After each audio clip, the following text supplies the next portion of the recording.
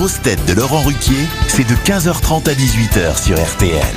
Bonjour, heureux de vous retrouver avec pour vous aujourd'hui une grosse tête, défenseur comme Franz Beckenbauer, passé à Marseille comme Franz Beckenbauer, champion du monde comme Franz Beckenbauer, mais lui il est vivant, Adil Rami. Une grosse tête qui est aussi souvent entrée dans un stade de football que dans sa cuisine, Ariel Dombal. Bonjour. Une grosse tête qui déballe ses cartons à la maison et tout ce qu'elle pense dans le grand studio, Isabelle Mergo.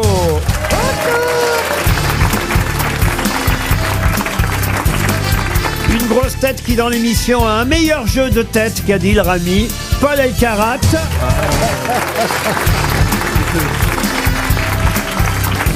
Une grosse tête qui n'a que 2 lettres dans son nom, mais dont l'humour compte triple, Az.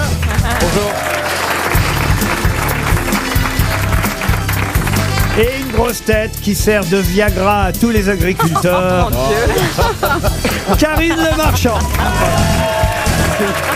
Ah bah, j'ai regardé l'émission hier soir. Oui. Et j'ai vu qu'il y avait un Qu'est-ce qu'il est agriculteur drôle. qui vous avait montré son Viagra. Ah, Gilou, mais vous vous rendez Gilou, compte il s'appelle Gilou, ouais. Ah Il ouais. est extraordinaire. Parce qu'il a dit qu'il pouvait plus tout seul, alors... Écoutez, il est honnête. Et il vous a montré son Viagra. Il l'a tout le temps sur Et- lui. Et pourquoi vous lui proposez pas dans ces cas-là le médicament générique? C'est quoi? Une branlette. Oh. Mais ce sont des agriculteurs, ils devraient plutôt avoir recours à l'agriculture pour Mais ils des sont aphrodisiaques, qui n'ont pas besoin du Viagra. Moi, j'ai pris du gingembre, justement. J'ai mis des racines Il est de chanceux, gingembre. BHL. Hein. Non, mais dans une centrifugeuse, parce Oui. que c'est soi-disant très aphrodisiaque. Moi, j'ai été malade comme tout, j'ai cru mourir. Ah, mais c'était pas à vous d'en prendre, c'était à lui. Je vais vous présenter un autre aphrodisiaque. Regardez, il s'appelle Adil Rami. Vous le connaissiez ou pas, Adil Rami, Ariel? Mais à mon grand regret, Mets-le dans le centrifugeur, tu vas voir. Et vous connaissiez Ariel Dombal, Adil? Bien sûr. Ah, tout le monde connaît Ariel Dombal. Bien sûr, j'avais envie de lui faire un fait dodo, Maïtika. Mais Un quoi? Un quoi? c'est quoi? un Maïtika, l'araignée dans la ville. Ah, Eh oui, Ah bah, fait chacun dodo. ses références. Hein. Mais non, mais c'est mignon, mais ça me fait plaisir. Oui, Ah, on a monsieur est cinéphile. Mais non, je connais très très bien et j'ai toujours apprécié. Là, je suis content, hein, grâce aux grosses têtes, je rencontre beaucoup de monde. Ah oui, oui. Ah, c'est une des franchement, femmes ouais. les plus gentilles, tu vas voir sur Terre. Mais Tu sais tout le ce monde qu'elle est fait, tu sais gentil. ce Tout le qu'elle monde fait est... dans la vie? Bah, je pense qu'aujourd'hui, elle s'occupe de faire des légumes et des gingembre dans la centrifugeuse, je sais pas. Non, il a non, bien non. retenu. Non, non, non, non. Réalisatrice. Elle est réalisatrice. Ah, ça tombe très Et bien. chanteuse. Ah ben ça tombe Ah, ça très tombe bien. très très bien. Ah, Elle ben chante voilà. très bien. Ouais, Hein ouais. Ah, chanter, voulez- je sais pas chanter. Vous voulez chanter quelque chose pour Adil? We are the champions, par exemple. We are the champions of the world. Voilà. Voilà, et ça, c'est son premier métier. Hein. Mais en plus, c'est pas ça la mélodie. Ah, ben voilà. Non, c'est pas ça, non. We are the champions. We are the champions. Bah, c'est pas Je comme suis ça. obligé de dire qu'elle le chante mieux. Az, il a dit tout à l'heure, il y a 3 Arabes aujourd'hui dans les grosses têtes. Non, c'est pas moi qui ai dit ça, c'est Paul Alcarat. Ah, c'est Paul. Ah, c'est lui qui compte les Ah Arabes, oui. c'est pas moi. Vous avez pas des origines arabes, vous, Laurent? Pourquoi vous me demandez ça? Je sais pas, vous avez souvent un épi de les cheveux. Oui. Ça, c'est un truc d'arabe, ça. C'est les cheveux. Quand on a du mal à coiffer vers la fin, c'est des petits épis d'arabe, ça. souvent. Ah oui. Ouais. Bon, écoutez, je prends. Voici une première citation pour Anthony Guérin, qui habite l'île Jourdain dans le Gers, qui a dit « Archimède fut le premier à démontrer que lorsqu'on plonge un corps dans une baignoire, le téléphone sonne. Ah bah ça c'est des proches. » C'est Pierre Desproges. Bonne réponse d'Isabelle Mergo. Pour Sylviane Marchand, qui habite Lozère, en Charente-Maritime, qui a dit « L'humour, c'est de savoir que tout, absolument tout est drôle, dès l'instant que c'est aux autres que ça arrive. » Sacha Guitry Sacha Guitry, non. Il est mort. Ah oui, il est mort, oui. Il est mort il y a longtemps. On va s'en débarrasser, tiens. Claudel. Non. Vous voulez les dates, Paul Alcarat? Bah, une des deux au moins. Bah, il est né en 1899. Bah, c'est Marcel Achard. Et ben voilà.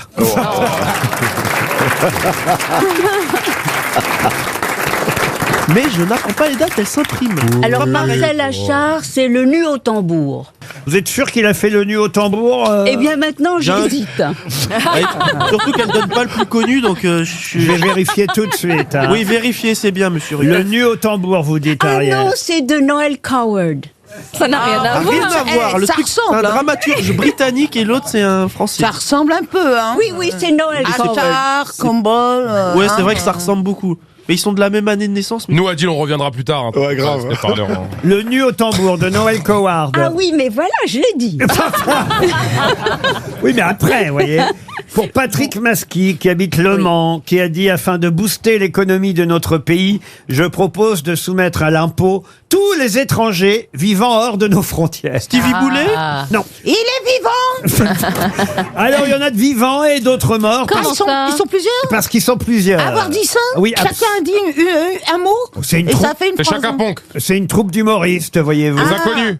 Non. Ah, ils sont un peu morts vivants. Mais ils il a sont dit. vivants. Ah bah c'est les les nuls. Les nuls, non. Non, c'est C'est une troupe. Afin de booster l'économie de notre pays, je propose de soumettre à l'impôt tous les étrangers vivant hors de nos frontières. Monty Python. Monty Python. Les Monty Python, bonne réponse de Karine Le Marchand et de Paul Elkarat. C'est bien les Monty Python. Allez, une dernière citation plus culturelle pour Patrick Beaumont, qui habite Poitiers, qui a dit, et c'est un poème que je vais vous lire maintenant. Vous aimez les poèmes, monsieur Rami? Oh non. Ça, au moins, c'est clair. Qui a dit, oui, ce monde est bien plat. Quant à l'autre monde s'ornette. Moi, je vais résigné sans espoir à mon sort. Et pour tuer le temps en attendant la mort, je fume au nez des dieux de fines cigarettes. Paul Éluard. Ah, Non. c'est une femme. Non, c'est un homme. Guillaume C'est un pote. Apollinaire. Et ça s'appelle La cigarette, ce poème. Ah bah c'est Gainsbourg Prévert. Prévert, non. Non, Oh, non. non. Et, Ça, c'est du 19e siècle. Un poète né à Montevideo, pour tout vous dire. Ah bah c'est oui, Jules Laforgue. Jules Laforgue. Bonne réponse de Paul Elkarat. Bravo. Les grosses têtes sur RTL, c'est de 15h30 à 18h. Une première question qui concerne Madame Borne, la pauvre Borne. Il y a le jeu des 1000 bornes. Il y a le jeu des 1000 bornes qui vient de sortir. Elle les a dépassées. Non mais c'est vrai, j'ai vu ça passer. sur Elle aurait Twitter. pu battre un record, hein. Elle aurait pu battre le record de Michel Rocard. Elle était à 5 fois de battre le record de Michel Rocard. 5 fois. Mais quel record! Le 49.3. Le 49.3, excellente réponse de Karine Le Marchand. C'est bien, Karine. Ils sont dans Libération, ils ont choisi une photo. Regardez, je vous montre la photo. C'est pas très radiophonique, mais ce Oui. qui est drôle, c'est le commentaire, plutôt la légende en dessous, parce que c'est où a été prise la photo qui est intéressant. Et cette photo, elle a été prise, devinez où? Au mémorial des martyrs. Je pense qu'ils l'ont Je pense qu'ils l'ont fait exprès, hein, quand même. Bon, on va voir si vous connaissez si bien la politique que ça. j'ai parce pas dit que, ça. comme ministre de l'Éducation, Gabriel Attal a été aussi le plus jeune ministre de l'Éducation à ce poste depuis un ministre de l'Éducation qui est au Panthéon, lui. Lequel c'était? Un auteur. Non. Ministre de l'Éducation au Panthéon. Oui, il y a un ministre de l'Éducation au Panthéon, monsieur. Mort. Ministre. Oui, Au mort. Panthéon, oui. Duruy. Non, Duruy, non. Est-ce que ça a été un personnage héroïque? Ah, héroïque, je sais pas, mais en tout cas, Un écrivain il est mort assassiné en 44. Ah, c'est Jean Zay. Et c'est Jean Zay. Bonne réponse de Paul Elkarat. Jean Zay. Une question pour monsieur Rémi Bradéa, qui habite Brion-Prétoué, c'est dans les Deux-Sèvres. Que s'est-il passé le 28 avril 1988 sur le vol AOA Airlines, dont une hôtesse de l'air a été victime? Eh bien, un hublot qui a explosé. Non, ça, c'était il y a Elle une s'est fait semaine. mort par un animal. Non. Est-ce que c'est connu? Ah ben, on en reparle cette semaine, effectivement, à cause de ce qui s'est passé. Elle a été aspirée. Pardon. Elle a Ah été oui. aspirée. Elle a été aspirée Par qui? Par un trou d'air. par un trou d'air. Effectivement, il y a eu, parce qu'on a vu que cette Oui. semaine c'était arrivé sur un Boeing, mais Mais pour il y a le pas coup, eu de mort. heureusement, il n'y a eu aucune victime. Oui, aucune victime. En revanche, sur le Boeing 737 du 28 avril 1988, l'hôtesse, dont la ceinture n'était pas attachée, Elle est morte oui, ah, oui, bah oui. oui. Bah, enfin. A perdu vie alors j'aime bien y mettre dans cet incident. Accident. Peut-être on pourrait mettre accident dans ces cas-là quand même. Un accident, ça peut être un Et accident. l'enquête avait conclu à une défaillance de la Un structure suicide de l'avion, non, qui présentait des traces de corrosion. Mais c'est vrai que ça s'est un peu mieux passé il y a quelques jours, puisque personne n'est passé par le trou d'air. Non, mais ça a enlevé quand même un t-shirt du passager qui était près du hublot. C'est vrai, vous avez raison. Oui. Imaginez, vous en seriez retrouvé à poil, Ariel. Ça, c'est un incident.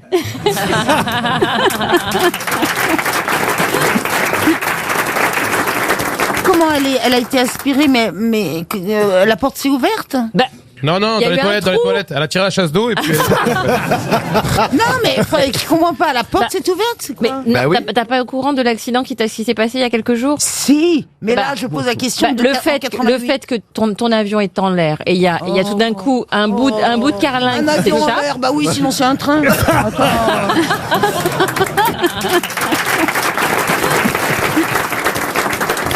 Une autre question, et cette fois ce sera pour Simon Pierrat qui habite Mions. On est dans le Rhône. Dans la presse aujourd'hui, on parle beaucoup de Philippe Catio et de Roger Ducré. Pour quelle raison? Ah oui. Attendez, ça va me revenir. Bah, tu peux te taire quand tu réfléchis? Oui, parce que nous, on peut Merci. plus réfléchir. oui, Alors, Philippe Attends. Catio, Roger Ducré. Oui. Sont-ce des sportifs? Au sens, c'est joli ça. Eh bien, ce sont des sportifs, oui. Ou plutôt, c'était des sportifs. Ah. Pourquoi vous tirez la langue à Adil Parce qu'elle Rami? me regarde genre, hein? Non, pas Adil, à la méchante. Putain, ça me parle, c'est énorme. Donc des sportifs. Alors, deux sportifs à la retraite ou Alors, décédés? Ils sont morts? Alors, monsieur Philippe Il est Catio est décédé effectivement en 1962. Le cycliste. Et Roger Ducré, lui, est toujours vivant. Ah non, il est mort en 62 aussi. C'était pas des, Ils sont morts en 62 C'était tous un les deux. duo? c'était pas un des duo escrimeurs. Pardon. C'était pas des escrimeurs. Oui, et alors? Il jouait à l'épée. Oui. Bah oui, merci. Ah, on va donner leur nom à des stades pour les Jeux Olympiques. Non. Des escrimeurs qui ont gagné la médaille d'or des Jeux Olympiques par le C'est passé. mieux que ça. Ils étaient siamois. Bon, C'est les premiers Français à avoir gagné une médaille aux Jeux Olympiques en escrime. Ah, champion du monde. des escrimeurs siamois, ça, je veux bien voir ça. Ah, c'est compliqué pour mettre le casque. Quoi. On va les honorer aujourd'hui. Non, mais ça y est, c'est fait parce Ah, c'est que fait, c'est honoré. on rappelle effectivement leur nom pour une Voilà. bonne raison. Les Jeux Olympiques. Ah bah oui, bien Bah, sûr. c'est ce que j'ai dit. Alors, Bon. c'est l'année des JO. Alors, pourquoi on rappelle leur nom? Parce que ce sont ceux qui ont Ah, été le parce que plus c'était médaillés. la dernière fois. Ce sont les escrimeurs français qui ont été le plus médaillés dans l'histoire. Non. Non, parce que Plus c'est les médaillés en Ils étaient escrime. pas du tout médaillés. Le plus médaillé en escrime. Non. Non, Mais non. qui ont justement pas, non. Vous n'arrivez pas à donner la réponse qui est toute bête. C'est au JO. Ah, ce sont les escrimeurs les plus médaillés. Point. Non, justement, il y a un mot en trop là-dedans. Ah, Ce sont les escrimeurs médaillés. plus. Pardon? Ce sont les escrimeurs les plus. Ce sont les escrimeurs médaillés. Mais non. Non, les escrimeurs qui ont le plus fait de JO. Mais non. Ce sont les plus médaillés. Oui, bonne réponse d'Adil Rami. Ce sont les plus médaillés des JO, les Français les plus médaillés. Pas seulement escrimeurs. Ah, mais je l'ai dit ça. Comment moi, j'ai j'ai fait? Non, non, non. Comment j'ai fait? Ah ouais. Il restait plus qu'un C'est mot à eux qui ont enlever. plus de médailles. C'est tout sport confondu. Ah, ça y est, j'ai compris. Et vous n'arrêtez pas de me dire ce sont les Oui. escrimeurs les Mais plus Attendez, médaillés. nous engueulez pas, c'est le but du jeu.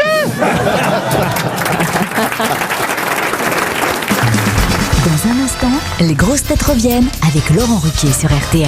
RTL, Les grosses têtes répondent aux auditeurs. Et c'est Nathalie, la première, à avoir laissé un message pour aujourd'hui sur lesgrossetêtes@rtl.fr. Bonjour Nathalie. Bonjour. Bonjour à tous. Bon- Bonjour. Bonjour Nathalie. J'ai beaucoup de chance aujourd'hui parce que il y a Karine et il y a Paul, mes deux chouchous. Ah. Ah, Paul. Et en plus, Ils ont le même QI. Hein. J'apprécie énormément Karine pour Ah, son c'est humour et gentil. sa sensibilité. Merci beaucoup. Oh, son humour. Voilà. Et Paul. Et Paul, alors moi je suis une grande fan des jeux télé et je suis admirative de la culture générale de Paul. Eh ben bravo, vous Ah, avez c'est raison, sûr. moi aussi. Et c'est un bon choix de votre part. Vous méritez une montre RTL, Nathalie. Ça veut c'est dire que- gentil. ça- Et est-ce que je pourrais demander à Paul son dernier livre dédicacé Ah, j'ai eu peur. en plus de la montre? Ah ben très bien, la montre, le livre et lequel et un café. Votre dernier, parce que les autres je les ai, donc Ah ça doit oui. être. Oh. Oui. Et Nathalie, si vous aimez beaucoup Paul, ça veut dire que vous devez me détester. Hein. Qu'on n'a pas la même culture générale. Hein. Est-ce que vous connaissez Adil Rami? Oui. Parce voulez son que dernier livre? je suis le foot. Et oui, Adil Rami, je connais. Il l'a déjà colorié, alors. On a Florian maintenant, on va vous envoyer tout ça en tout cas, Karine. Florian qui veut parler lui aussi à Karine Le Marchand. Il y en a pour elle. Hein. Bonjour Laurent, bonjour les Qu'est-ce qu'ils ont tous avec Karine Le Marchand? Bonjour Florian.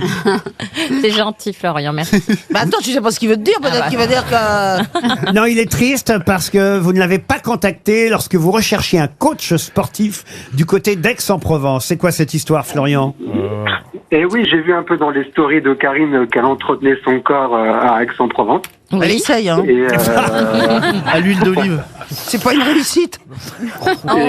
et moi, venant de Nancy, ayant migré à Aix-en-Provence, c'est vrai que j'aurais été ravi de pouvoir l'encadrer, la coacher. Vous voulez l'encadrer carrément même. Dans votre salon? Et alors vous êtes spécialiste en médecine chinoise en plus. Exactement, ouais. Je suis en 3e année là. J'ai appris mes études et je suis en 3e année de thérapie chinoise. Ah, bah si, ça peut m'intéresser. Donnez votre téléphone au... Je garde votre téléphone. Voilà, je vais vous appeler. Mais c'est vrai que après, le bouche à oreille fonctionne bien quand on arrive dans une ville et on m'a conseillé Noé qui est super. Mais, oui, mais il fait pas de médecine chinoise. Ouais. Noé, vous buvez du gingembre? Non, il s'appelle Ah ouais, c'est son vrai coach. Tout à côté, toi. Hein. Tout à côté, Ariel. Hein. François Xavier maintenant est au téléphone. Bonjour François Xavier. Bonjour Laurent, ravi de vous avoir à l'antenne. Et vous, c'est à Adil Rami que vous vouliez parler, François Xavier. Adil Rami, mais également aux autres grossettes, il n'y a pas de souci parce que je les aime tous pour différentes raisons. Mais notamment Adil parce qu'en fait, on a beaucoup de points communs. Quelques différences, bien entendu, parce qu'il mesure 1m90 ou 1m70. Il a un physique un peu banal. Moi, je suis plutôt un beau gosse. Mais bon. Non, je plaisante. Non, en fait, ce qui se passe, c'est qu'Adil a fait le chemin inverse de moi. En fait, il est parti de Fréjus et il est parti sur l'île pour faire la carrière, pour commencer la carrière qu'on lui connaît. Au LOSC. Au LOSC, tout à fait. C'est un peu le Kaiser du LOSC, hein. Faut l'avouer, hein. Il nous a. Ah, merci. Il nous a sauvés plus d'une fois. Hein. Je sais pas si tu te souviens notamment d'un match à Lens, on finit à 10 contre 11. À la 95e minute. Ouais, tout à fait, Adil. Rien que pour ça, il aura une statue à vie. C'est que les supporters du LOSC. Moi, je trouve que mes fans sont moins chiants que ceux d'Adil. Oh là là. Et vous C'est pas gentil. Dès qu'on parle pas d'elle. Et vous avez fait le trajet inverse. Vous êtes installé à Fréjus aujourd'hui, c'est ça? Tout à fait. Mais Depuis quelques années maintenant, moi, je suis à Fréjus. Mais surtout, je voulais appeler Adil le 27 décembre parce qu'en plus, on est tous les deux du 27 décembre. Oh, joyeux anniversaire en retard alors, hein. Ben voilà. Alors bon, de temps en temps, je croise la sœur d'Adil sur Saint-Raphaël, à Fida. Vous avez une sœur qui s'appelle Afida? Oui, Deux sœurs. Il a deux sœurs qui s'appellent Afida parce que les prénoms. Non. Les parents ne savaient plus quoi mettre comme prénom. Elles ont failli s'appeler Adil à la base. Non, elle est jolie, elle est aussi jolie que son frère? Oui, tout à fait. Mais la dernière fois, j'ai pas voulu l'embêter parce qu'elle est entourée de 30 bonhommes assez costauds, toute seule. Donc... Oui, parce que ma sœur est adjointe au maire. Au sport, adjointe au sport. Je rassure tout le monde, en fait, elle donnait le coup d'envoi d'un match de rugby. Voilà. Et vous voulez un maillot? Ben voilà, je voulais aller voir Afida, puis tout le monde l'embête avec ça, puis je me suis dit, quand même Adil, on est quand même du 27 décembre.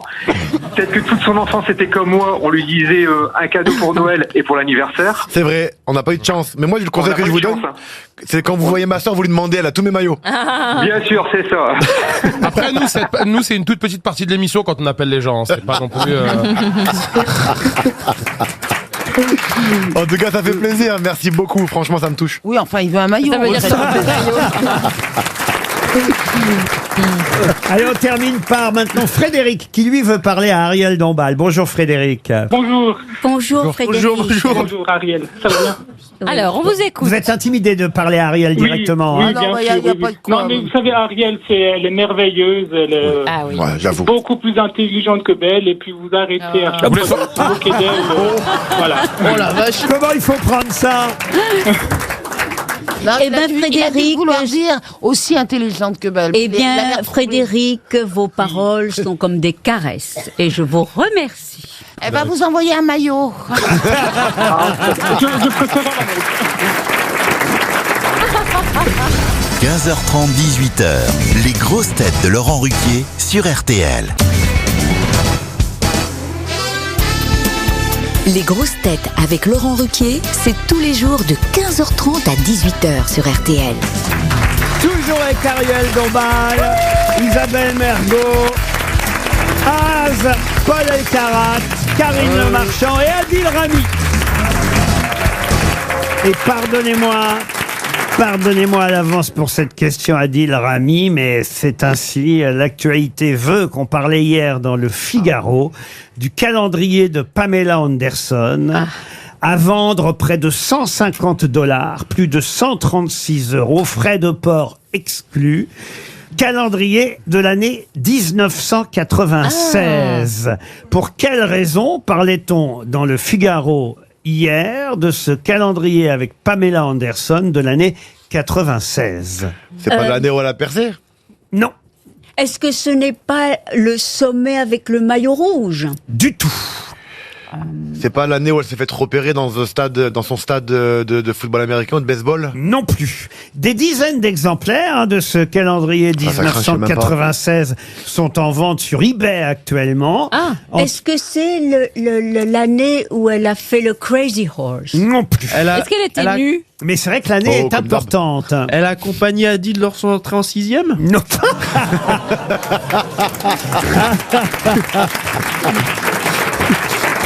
Est-ce qu'elle était seule dans ce calendrier? Elle est seule, d'ailleurs, je vais vous dire. Elle fait tous les mois. On nous parle du calendrier 1996 avec Pamela Anderson à vendre sur eBay, mais il n'y a pas que le calendrier avec Pamela Anderson, il y a aussi d'autres personnalités qui sont sur ces calendriers à vendre 1996. Et pour quelle raison? Il y a qui dessus? Est-ce que c'était avec une marque? Non, mais Type Playboy.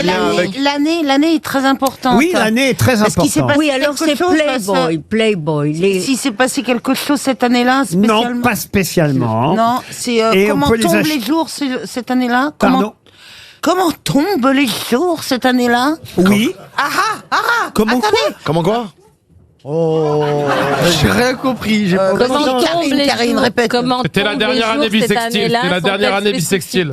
Oh bah non. Ah non, bah de non. 4 ans. Entre 96 et 2024. Ah, mais ça passe vite Parce maintenant, ça que, passe vite, Monsieur hein. Ruquier, parce que c'est la dernière année où il y a eu un 29 février? Non, Ben bah non, non, enfin, ça, c'est- les 4 ans. c'est tous les 4 ans C'est ce les que je viens années de dire. bissextiles. Non, mais du 20e siècle. Oh là là. Alors donc, les jours ont leur importance. Comment ça tombe? Ça oui. D'accord. Le premier Et de vous l'an. êtes tout près là, de la bonne réponse. Ah, mais c'est hein. tombé. j'y arrive si on me laissait juste un Wow. tout petit peu. Moi, d'avoir cette réponse, je m'en fous, je l'ai pécho, c'est tout. Parce que le 1er janvier est un lundi. Par exemple, Oui. C'était la première fois que le 1er janvier tombait un lundi? Mais non, mais pourquoi ces calendriers sont-ils en vente actuellement? Parce que c'est la même chose. On peut les re-regarder en même temps. Ils ont la même composition que l'année 2024. Ben voilà la bonne réponse. Bravo Karine Le Marchand. Et effectivement, non seulement c'était une année bissextile, mais j'ai ça, bien aidé, hein. mais ça c'est ne vrai. suffit pas. Il se trouve qu'effectivement, cette année-là, ça démarrait le lundi 1er janvier, comme cette année, que tous les jours correspondent Eh oui. comme cette année 2024. C'est assez rare. Il faut remonter jusque effectivement en 96. Voilà pourquoi les calendriers Pamela Anderson 1996 se vendent à nouveau cette année, parce qu'ils correspondent exactement à la même année que cette année 2024. Et combien le prix? Alors écoutez, vous pouvez en avoir pour 136 €. Oh, parce que je suis en train de me dire si je vais pas vendre mes sextapes, hein. Ah, vous avez encore des sextapes? Bah, carrément. Ah oui? Ah ouais, t'en fais beaucoup? Bah ouais, j'aime bien. Mais alors comment tu fais? Est-ce que t'as une petite caméra sur pied? Comment tu fais? Est-ce que t'as un petit studio? Non, c'est un copain Un petit qui vient. studio de cul? Comment tu fais tes Il a sextapes? des assistants, il a un perchman, il a tout le monde, et il y a une script pour dire. Mais alors là, Mais les vraiment, vous aimez bien être filmé quand vous faites l'amour? Faut avoir confiance. Bah oui, hein, parce Non, mais que tu les re-regardes? Ouais. vous Mais aimez. enfin, tu les regardes, mais tu connais le film. Tu veux voir?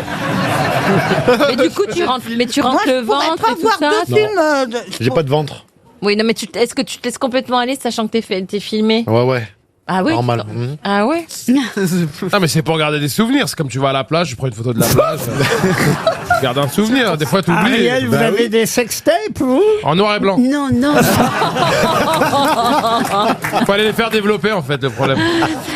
Non, non, mais votre partenaire était d'accord.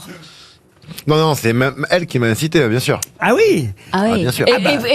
Et quand tu regardes, c'est en couple et ça te re-excite de voir ce que t'as fait. Ouais, j'aime bien. En couple ou entre potes hein.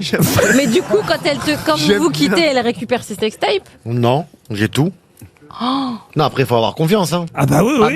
Nous, on veut bien passer à la maison pour venir voir. Ah non, moi, j'ai pas envie de voir. Il y a une projo, il y a une avant-première. Et on comprend bien les paroles ou c'est sous-titré? Il n'y a pas de parole, juste tu entends tout le temps dans l'oreille. Donc les filles, il faut qu'elles sachent quand elles couchent avec toi qu'il va Elles sont filmées. Ah mais moi, je pourrais pas qu'on me maquille avant. Alors là. Vous aimeriez passer une nuit avec Isabelle Mergo, Adil? Non, une nuit, c'est énorme. Non.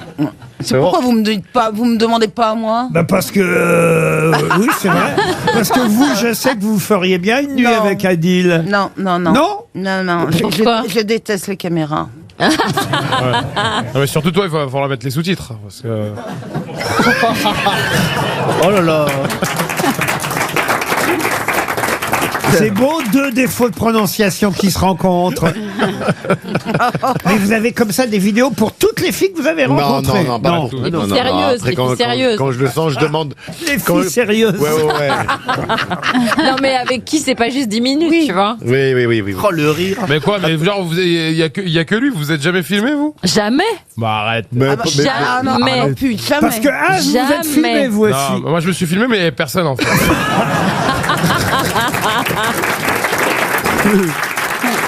Ariel aussi, vous avez dû le faire, hein, Ariel. Ah non, moi, vraiment, ça ne me viendrait pas à l'idée de faire ça. Moi non plus. On est dans un moment c'est trop bien. d'extase absolue, non. hors du temps, hors du monde. C'est horrible. C'est On va pas se horrible. dire, tiens, si on l'allume. Bah ouais, puis on n'est pas faut toujours penser beau, à hein. rentrer son ventre. Bah ouais, c'est ça. Non, là. Mais vous avez jamais envoyé genre une photo Jamais. à un mec ou un truc comme ça pour... Jamais. Vous êtes jamais chauffé avec un mec par message, rien? Bah si, mais pas avec Si, des mais photos. pas des photos. Ah bah avec quoi? Mais Avec après, le mec, des mots? avec des mots. Avec des mots. Excuse-nous d'utiliser la langue française. J'ai jamais bandé sur une phrase, moi. Non, mais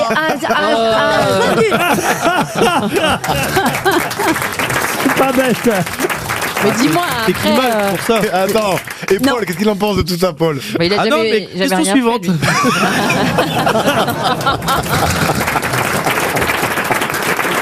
Vous êtes choquée, Isabelle? Hein? Vous êtes choquée, Isabelle? Non, je suis pas choquée, c'est quelque chose qui m'échappe, c'est tout. Mais Je sais pas, c'est comme si tu filmais ton repas. Oh bah c'est bien, ça va me donner faim quand je vais le regarder encore. Enfin, je sais pas, il y a un truc.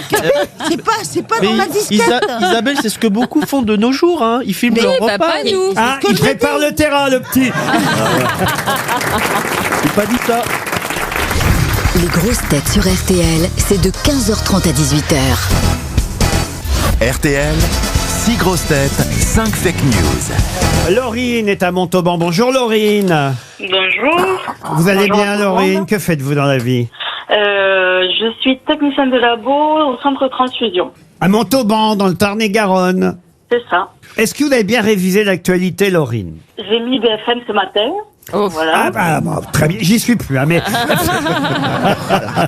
Et donc vous avez Et suivi... oui, mais j'ai pas suivi. Que s'est-il passé? Ah bah écoutez, les gens pensaient que j'étais le matin et c'était le soir.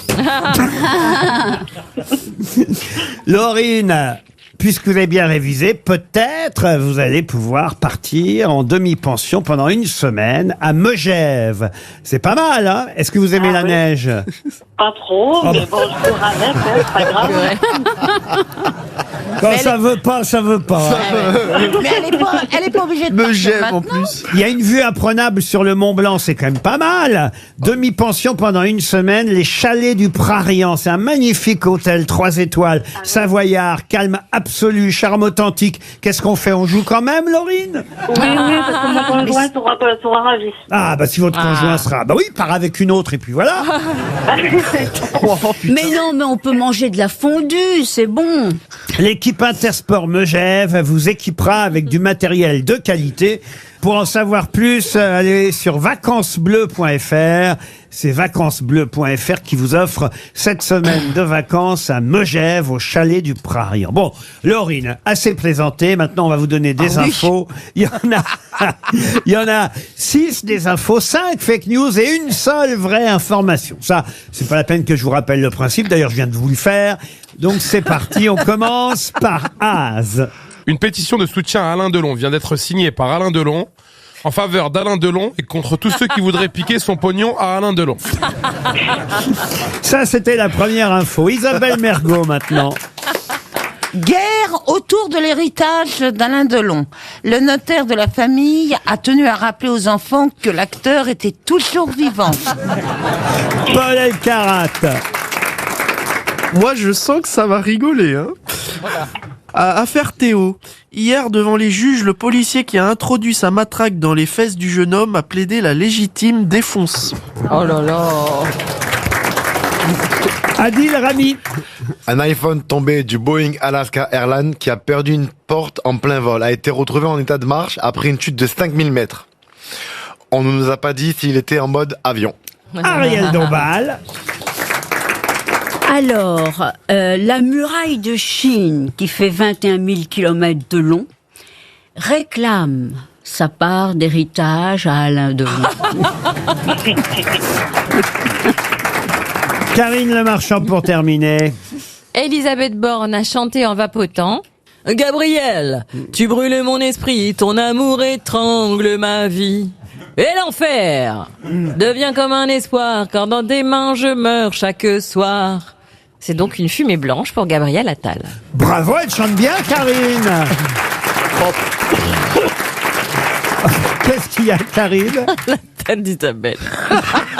Vous n'aimez pas quand Karine Le Marchand chante? Vous auriez voulu la chanter, vous, alors? Non, on a Vous bien... la connaissez, Gabrielle? Oh, bah, on a bien Tu veux reconnu les Brassens, ça c'est sûr. Oh, la tête qui fait. C'est Antoine qui fait la pub pour Attal. Laurine, vous êtes là? Les opticiens. Alors, Bah, jouez, hein. Alors, Isabelle Mergo, non. Bah oui. Ensuite, Ensuite, Az non plus. Az non plus, non, Az non plus. Ariel Dombal non plus. Non plus. Non plus. La muraille Vous de pouvez me Chine. rappeler l'info de Paul Elkarat? Ah oui, je vous la redis, elle est super drôle. Affaire Théo, hier devant les juges, le policier... Ah oui, non plus. Mais non, mais c'est la fin qui est drôle. Oui, bah Ensuite, Karine Le Marchand, je pense pas. Non. Elle chante pas Gabriel, Elisabeth. Il reste. Ouais. Et Donc ça, il reste Adil Rami. ça va être la première fois qu'on va faire confiance. eh ben oui, c'est ça. Ah, je suis quand même contente d'avoir gagné. grosse pub, Grosse pub pour pub l'iPhone. indirecte pour iPhone. Ah oui, hein. j'ai la photo de l'iPhone. Ouais. Effectivement, l'iPhone a chuté du Boeing de la porte ouverte. On n'a pas retrouvé le t-shirt du monsieur dont on parlait tout à l'heure. Parce que c'est vrai qu'il y a un monsieur, son t-shirt a été aspiré Oui, par oui. le... Ouais. Ah oui, oui, oui. Je pensais que c'était une blague. Ah non, non, c'est la vérité. Un internaute a raconté avoir trouvé sur le bord de la route, près de Portland, dans l'Oregon, cet iPhone. On voit l'écran qui fonctionne sans problème. L'embout du câble a été arraché. Merci. Ah, c'est pas solide, hein. En même temps, il a chuté de haut, hein, quand même. Hein. Mais écoutez, ça vous permet, j'allais dire, d'aller à la neige. Bon, Laurie, nous ferez ce que vous voudrez. Vous pouvez offrir le voyage à des gens que vous n'aimez pas. Et l'hôtesse, on l'a retrouvée? Quelle hôtesse? Mais non, c'était en 88, Bah oui, l'hôtesse. alors, personne n'en parle, la pauvre. Là, à part un t-shirt et un téléphone et quelques objets, rien n'est passé par la porte ouverte de l'avion, heureusement. Comme quoi, une hôtesse, c'est moins solide qu'un iPhone. Ah bah oui. Laurine, on vous embrasse, c'est gagné en tout cas. Les grosses têtes C'est tous les jours de 15h30 à 18h sur RTL. Pour Isabelle Carré, qui habite Gruissant dans l'Aude, une question à propos de Franz Beckenbauer, puisque, on le sait, le Kaiser vient de nous quitter. défenseur. C'est rare, hein, d'ailleurs, un joueur défenseur central qui soit ou défenseur central qui soit devenu une vedette à ce point. Et Ballon d'Or. Et Ballon d'Or et champion du monde et je vous en passe. C'est un des plus grands palmarès de l'histoire du foot mondial avec Pelé. D'ailleurs, ils avaient joué dans le même club. Pelé et lui à New York, le Cosmos à New York. L'empereur du football, der Fußball-Kaiser, est décédé. Franz Beckenbauer, c'est une référence ou pas pour vous, monsieur Rami? Bien sûr. Ah, quand même. Pour tous les footballeurs, bien sûr, bien sûr. Quand même. Est-ce que je peux poser une question? Oui. Oui, quand est-ce qu'on reçoit une simple coupe et quand est-ce qu'on reçoit le Ballon d'Or? Ah, c'est pas pareil.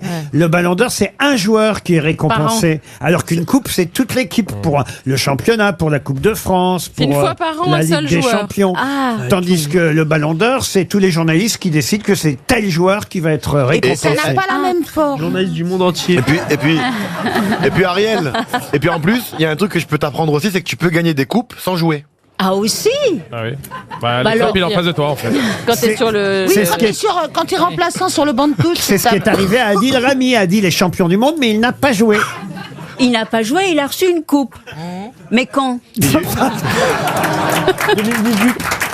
Ah bon, ah voilà, c'est ça. Et alors Beckenbauer faisait partie d'un trio incroyable, un trio dont seul Didier Deschamps est le survivant aujourd'hui, puisque curieusement, en 2 jours, les 2 autres sont décédés. Franz Beckenbauer, Didier Deschamps, lui, heureusement, est toujours de ce monde, mais il se trouve que ces 3 personnes-là avaient la particularité d'avoir gagné la Coupe du Monde de football en tant que joueur et en tant qu'entraîneur. C'est ça. Il manque un nom, lequel? Oui, bon bah...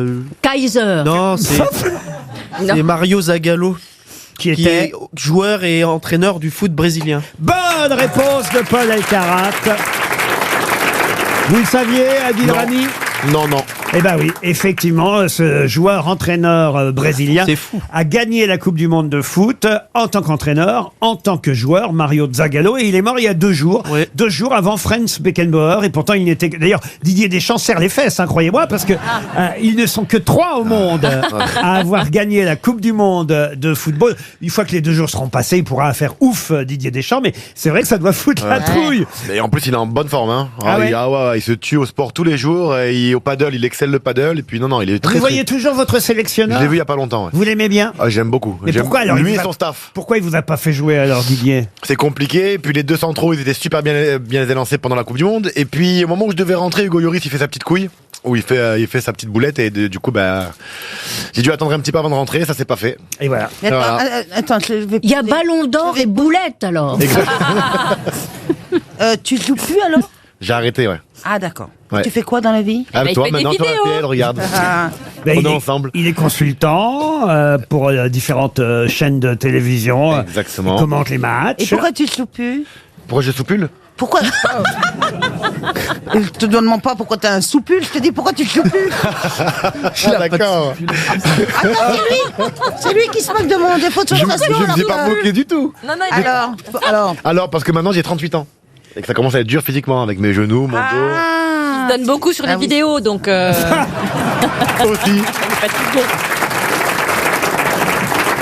Aussi.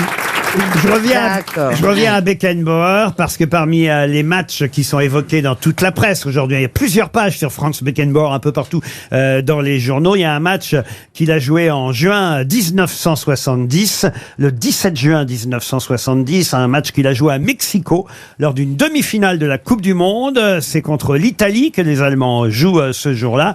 Et il dit que des années et des années plus tard, on continuait à lui parler de ce match. Pourquoi ? Que s'est-il passé d'incroyable lors de ce match pour Beckenbauer? Est-ce que c'est la traversée du terrain avec sa grosse frappe? Non, parce que c'était ses qualités donc. Non, mais il a fait quelque chose. Il a dû envoyer un tacle assassin. Non plus. Il a insulté. On lui a volé son ballon d'or. C'est marrant que vous disiez. C'est marrant que vous disiez ça, un tacle assassin, parce qu'il paraît qu'il ne taclait pas justement. C'est l'image avec son nom, ça sonne méchant. Ben oui, mais Beckenbauer, Kaiser. Ben oui, donc il a fait quelque chose qui était interdit. Il jouait debout toujours, dit-on. Il ne taclait pas. C'est les meilleurs. Hein. Parce qu'en fait, il était toujours en avance sur l'autre, ce qui fait qu'il n'avait pas besoin de tacler en Et vous dites s'allongeant. que c'est à Mexico, il a dû prendre des champignons hallucinogènes. Non, Ariel. Non. Alors, est-ce que c'était quelque chose d'interdit? Non, c'est quelque chose qui a bluffé évidemment tous les spectateurs cette année-là. Il a donné son maillot. Avec le jeu. Oui, ça a un rapport avec le jeu. Ça oui. s'est passé sur le terrain? Oui, sur le terrain. ça s'est il est passé- tombé à genoux, bras en croix pour remercier le ciel. Non. Non, Est-ce que mais c'est ça sur un aurait but pu. Est-ce que ça s'est passé pendant le match ou avant ou après? Pendant le match. Ah, il a tondu. Pardon. Est-ce que c'est sur, Sur une Il y attaque ou une avait un défense? d'herbe qui était pas bien. est-ce il que a c'est tondu. sur une célébration de but? Non, pas sur une Il a célébration. fait C'est sur une pipi. attaque ou une défense? Il a fait pipi. Pipi, non. Ah, il a été au goal. Non. Est-ce que c'est sur une attaque ou une défense? Ça, j'imagine que c'est de toute façon sur une défense, puisqu'il était défenseur, et il lui est arrivé quelque chose qui fait que ça a bluffé, évidemment, tout le public ce jour-là, et qu'on lui en a parlé encore pendant des années. D'ailleurs, la meilleure preuve, c'est que c'est la photo qu'a choisi le Parisien aujourd'hui pour illustrer la carrière de Beckenbauer. Il a sauté Il a en perdu une dent, il a l'air. perdu une dent. Ah, il a perdu une dent. Non, mais on se rapproche. Il a perdu un œil. Il a perdu une chaussure, une chaussure. Il a dû s'ouvrir l'arcade. Pas s'ouvrir l'arcade, mais qu'est-ce qui lui est arrivé? Il a perdu un œil. Non. Il a fait... Non, il a été blessé. Il a été blessé. Il a fait les croisés. Il était blessé pendant que c'était filmé et il a été pris et il a continué à jouer. Je vais vous accorder la bonne réponse. Et il s'est blessé l'épaule, la clavicule. Il s'est déboîté l'épaule. Ça fait mal, ça. Et il a continué à jouer avec le bras en écharpe jusqu'à la fin du match. Bonne réponse de Karine Le Marchand. Oui, mais enfin, un footballeur, il joue pas avec les mains. Oui, Alors moi je me suis cassé la clavicule, ça fait hyper mal. Oui, mais enfin, tu joues avec les pieds. Alors je veux pas gâcher le délire des fans de Beckenbauer, mais j'ai fait exactement la même chose contre Lyon, il y a au moins 15 ans. Ah, c'est vrai? Et ouais, exactement. Et j'ai fini le match comme ça. Avec la clavicule. Avec la clavicule. cassée. Ah bah voyez. Ça fait mal, hein. Ouais. Mais du coup, pour tenir la caméra, comment tu faisais après? La main gauche. C'est comme moi aujourd'hui, vous voyez, je suis un peu malade, Ouais. bah, je vais jusqu'au bout de l'émission. Quand on est des grands sportifs, on joue pour son Allez, une hola pour Laurent On Ruquier. joue pour son public. Allez. Oh, moi, je vais essayer la culture, tiens.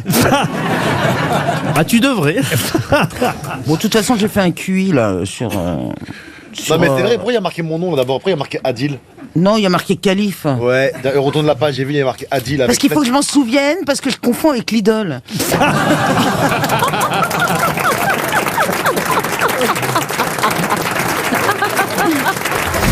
Laurent Ruquier et les grosses têtes, C'est jusqu'à 18h sur RTL. Cet après-midi, autour de Laurent Ruquier, Karine Le Marchand, Adil Rami, Isabelle Mergot, Ariel Dombal, Paul Elkarat et Az. Une question culturelle et historique pour Lionel Bieber qui habite Thouars. Quelle célèbre phrase fut prononcée le 4 juillet 1917 par le colonel Charles Stanton? Tirer les premiers... Oui, Charles Stanton, il a dit... En avant Guingamp. Le pays... oui, il a dit le pays de Lafayette, nous voilà. Pays de Lafayette, nous voilà. Pas pays. Lafayette, nous voilà. Lafayette, nous voilà. Bonne réponse de Paul Elkarat et d'Isabelle Mergot. Eh oui, moi j'ignorais que cette phrase fut prononcée en 1917 pendant la oui. Première Guerre mondiale. Moi je pensais que c'était à l'époque de Lafayette. À l'époque de Lafayette. Et non. Et pas du tout. C'est une phrase qui a été prononcée par ce colonel américain sur la tombe de Lafayette pendant la Première Guerre mondiale. Quand les Américains sont venus chez nous, il est allé, ce colonel américain, sur la tombe de Lafayette. Qui est où? Et au cimetière Galerie Lafayette. Picpus. Au cimetière de Picpus. Ah ouais. Et il est allé sur la tombe j'allais dire sur la tombe de Galerie Lafayette à cause de vos conneries. Il est allé sur la tombe de Lafayette, donc pendant cette Première Guerre mondiale, effectivement, et c'est là que ce colonel a dit Lafayette, nous voilà, pour dire les Américains sont là pour aider la France, en remerciement de ce que Lafayette a fait pour les Américains. Super. Qu'est-ce qu'il a répondu, Lafayette? Ah bah, il a rien répondu, mais en tout cas, bravo. Le château de Lafayette est dans le Puy-de-Dôme. Près de la chaise Dieu. Et quel rapport, Ariel? Ah ben c'est bon à savoir, écoutez. Près de la chaise Dieu, vous pouvez vérifier. Une question cinématographique. J'adore. Pour Tatiana Druyère, qui habite Reims. Quel film s'ouvre avec cette phrase de Jules Renard, n'écoutant que son courage qui ne lui disait rien, il se garda bien d'intervenir. Poil de carotte. Non. Courage Fillon? Courage Fillon. Bonne réponse d'Isabelle Mergot. Non, s'il vous plaît, non. N'applaudissez pas, la culture, c'est mon métier. Un film d'Yves Robert, effectivement, avec Jean Rochefort et Catherine Deneuve. Courage, fuyons. Une autre question pour Marc Chaise, question littéraire. Monsieur Chaise habite Vauréal et je vais vous demander qui a écrit Anne-Marie, un roman qui a obtenu le prix Goncourt en 1981. Il s'appelait Pierre? Il est mort en 98 et il s'appelait pas Pierre. Il s'appelait comment? Ah bah, il a eu le prix Goncourt en 81 et il avait déjà eu le prix Interallié en 1973. C'est donc un écrivain français assez réputé tout de même. Pas Gary? Ah non, c'est pas Romain Gary. non. C'est pas Claude Roy? Ah non plus. Non. C'est pas Paul Brett? Fallait que je sorte un nom, hein, écoute, hein. Mais fallait que je me sente concerné. Je sais pas pourquoi je suis. Vous m'avez surpris là. Ça m'a fait un choc. Est-ce qu'il a un nom français? Ah oui, très français. Même s'il était né, il faut vous le dire, il était né en Chine. Oh là. Et on le surnommait Ah oui, d'ailleurs alors c'est Baudard. Lucien Baudard. Bonne réponse d'Ariel Dombal. Ah oui, c'est ça, Lucien Baudard. Bravo Choupinette. Bravo, Ariel. Ah oui, On le surnommait grand Lulu. journaliste. Lulu le chinois, Lucien Baudard.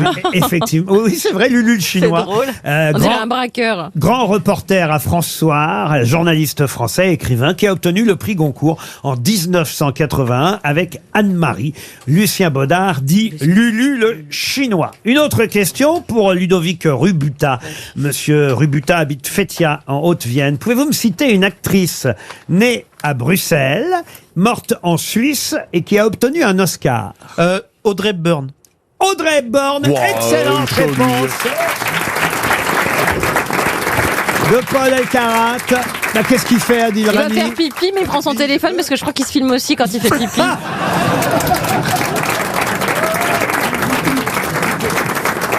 Mais alors là, bravo, Paul, parce qu'il y avait quand même un piège dans ma question. Oui. Hein. Elle est née à Etterbeek. On le sait peu. Hein, mais c'est vrai elle que- est née en- Il vient elle est- de donner, attendez. Ouais. c'est ça. Adil vient de donner un mot à une spectatrice. Là. Oui. Voilà. Et alors voilà, ben, elle a une feuille. Je ne sais pas ce que c'est, son numéro de téléphone ou quoi. C'est son téléphone. Mais attention, C'est vrai il filme tout. Hein. Oui, il filme. Je vais maintenant vous poser une question à la portée de tout le monde. Pour Florence Corse, qui habite Feuquières, dans l'Oise, pouvez-vous me dire comment on appelle le morceau délicat qu'on trouve de chaque côté de la carcasse, au-dessus du croupion d'une volaille? Des solilès. Solilès. Le solilès, bonne réponse.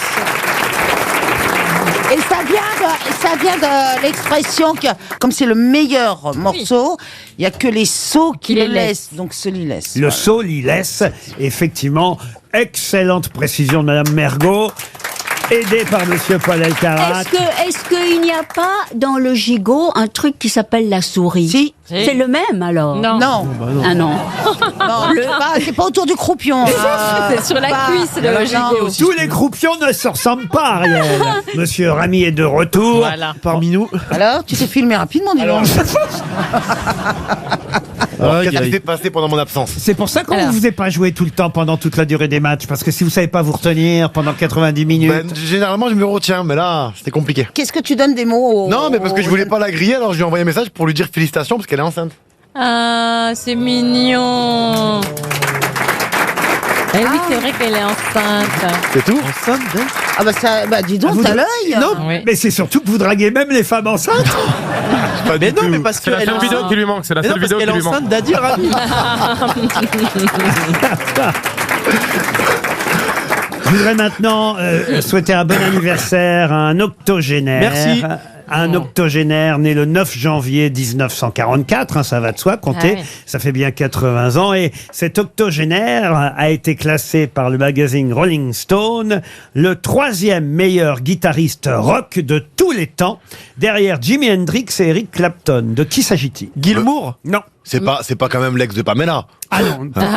Pourquoi c'est- Jagger Lee, oui, c'est un rocker, non? Super connu. Ah non, on ne connaît pas Le mec des Stones, Non, mais il faisait partie d'un groupe. oui, c'était le fondateur et leader d'un groupe, c'est vrai. Il est Les vivant Beatles toujours. Il est vivant, bah oui, puisque je lui souhaite un bon Ah oui, pardon. anniversaire. Ah, c'est pas C'est quand même pas le c'est petit pas le mec d'Oasis? d'ACDC. C'est C'est pas pas le le mec d'ACDC. ACDC, non. De pas le non. mec d'Oasis? Oasis, non. Comment les c'est qui Ah, Les quoi? Monsieur Ruquier. C'est quoi? Vous pouvez me répéter. Quoi? Les Chipsikines. C'est dur à dire. Monsieur Ruquier, C'est vrai qu'il y a des bons guitaristes dans les Gypsy Ouais, Kings. ouais. Ah, vachement. c'est pas Jimmy Plant? Comment vous dites? Jimmy Plant. Alors, c'est Robert Plant et Jimmy Page. Et Jimmy Page. Oh. Bonne réponse. Le mec, il mélange deux personnes. Eh oui, parce qu'ils sont dans le même Ils groupe. sont dans le même groupe Led Zeppelin. Les Led Zeppelin, mais c'est Jimmy Page, qui a 80 ans aujourd'hui et qui était le guitariste du groupe. Robert Plant, lui, il Je écrivait sais les pas comment il paroles, fait, alors que Jimmy Page, lui, était le compositeur de la majorité du répertoire de Led C'est le Zeppelin. fondateur qui est mort. Jimmy Page a donc 80 ans aujourd'hui. Bon anniversaire au leader du groupe Led Zeppelin.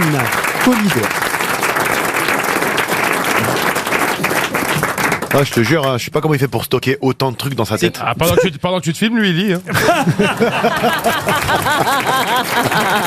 Les grosses têtes de Laurent Ruquier. Jusqu'à 18h sur RTL. RTL, le livre du jour. Le livre du jour est signé Bruno Léandri et Bruno Fulini. C'est Bruno Fulini qu'on aura au téléphone Je les dans adore. un instant. Ah, vous les adorez? Ah ouais, j'adore leur bouquin. Bah, Bruno Léandri, il écrit un peu sur les derniers de ce monde, et puis Fulini, c'est les micro. Ah bah là, il a écrit sur les micronations et sur la police. Voyez-vous, prenez un café. Sur les espions aussi, il a écrit. J'adore. On va avoir dans un instant Bruno Fulini au téléphone. Ne vous excitez pas trop vite, Paul Elkarat. j'adore ces bouquins. Le livre que j'ai entre les mains, qu'ont signé ces deux garçons, Bruno Fulini et Bruno Léandri, s'appelle Les guerres stupides de l'histoire. Mais je l'ai lu. Oh. T'as vu Adil? T'as vu ce qu'il fait bander, lui? Je l'ai lu. Je l'ai en grand format. Vous l'avez en petit. Il est sorti au Talendier. C'est fou, hein. Il connaît même l'éditeur. Ouais, moi, je suis dans mon monde. C'est génial. Voilà. Bah alors, si vous l'avez lu, vous allez savoir répondre. Ah bah j'ai toutes les guerres stupides de l'histoire. Hein. À la question, c'est une guerre qui date de 1864. Bah, Laurent, il a tous les stupides de l'histoire. Après, je l'ai peut-être oublié. Et c'est une guerre entre l'Espagne et le Pérou. Comment s'appelle cette guerre stupide entre l'Espagne et le Pérou en 1864? La guerre d'Espagne. La guerre pas du Grand Chaco, mais ça c'est... La guerre du Doritos? Non. La guerre du lac Titicaca. Non, mais on n'est pas loin avec les deux dernières syllabes. C'est la guerre du guano. La guerre du guano. Bonne réponse de Paul Elkarat. C'est quoi le rapport avec le gaga guano? Le guano, c'est le caca des oiseaux. Le guano, c'est la crotte des oiseaux. Et oui, le Pérou devenait riche grâce à cet engrais malodorant dont même les agriculteurs espagnols étaient jaloux. Voilà pourquoi il y a eu une guerre entre l'Espagne et le Pérou qu'on a appelée la guerre du guano. Bonjour Bruno Fulini. Ça m'a bien fait rire cette guerre parce que vous racontez ça avec beaucoup d'humour, il faut bien dire.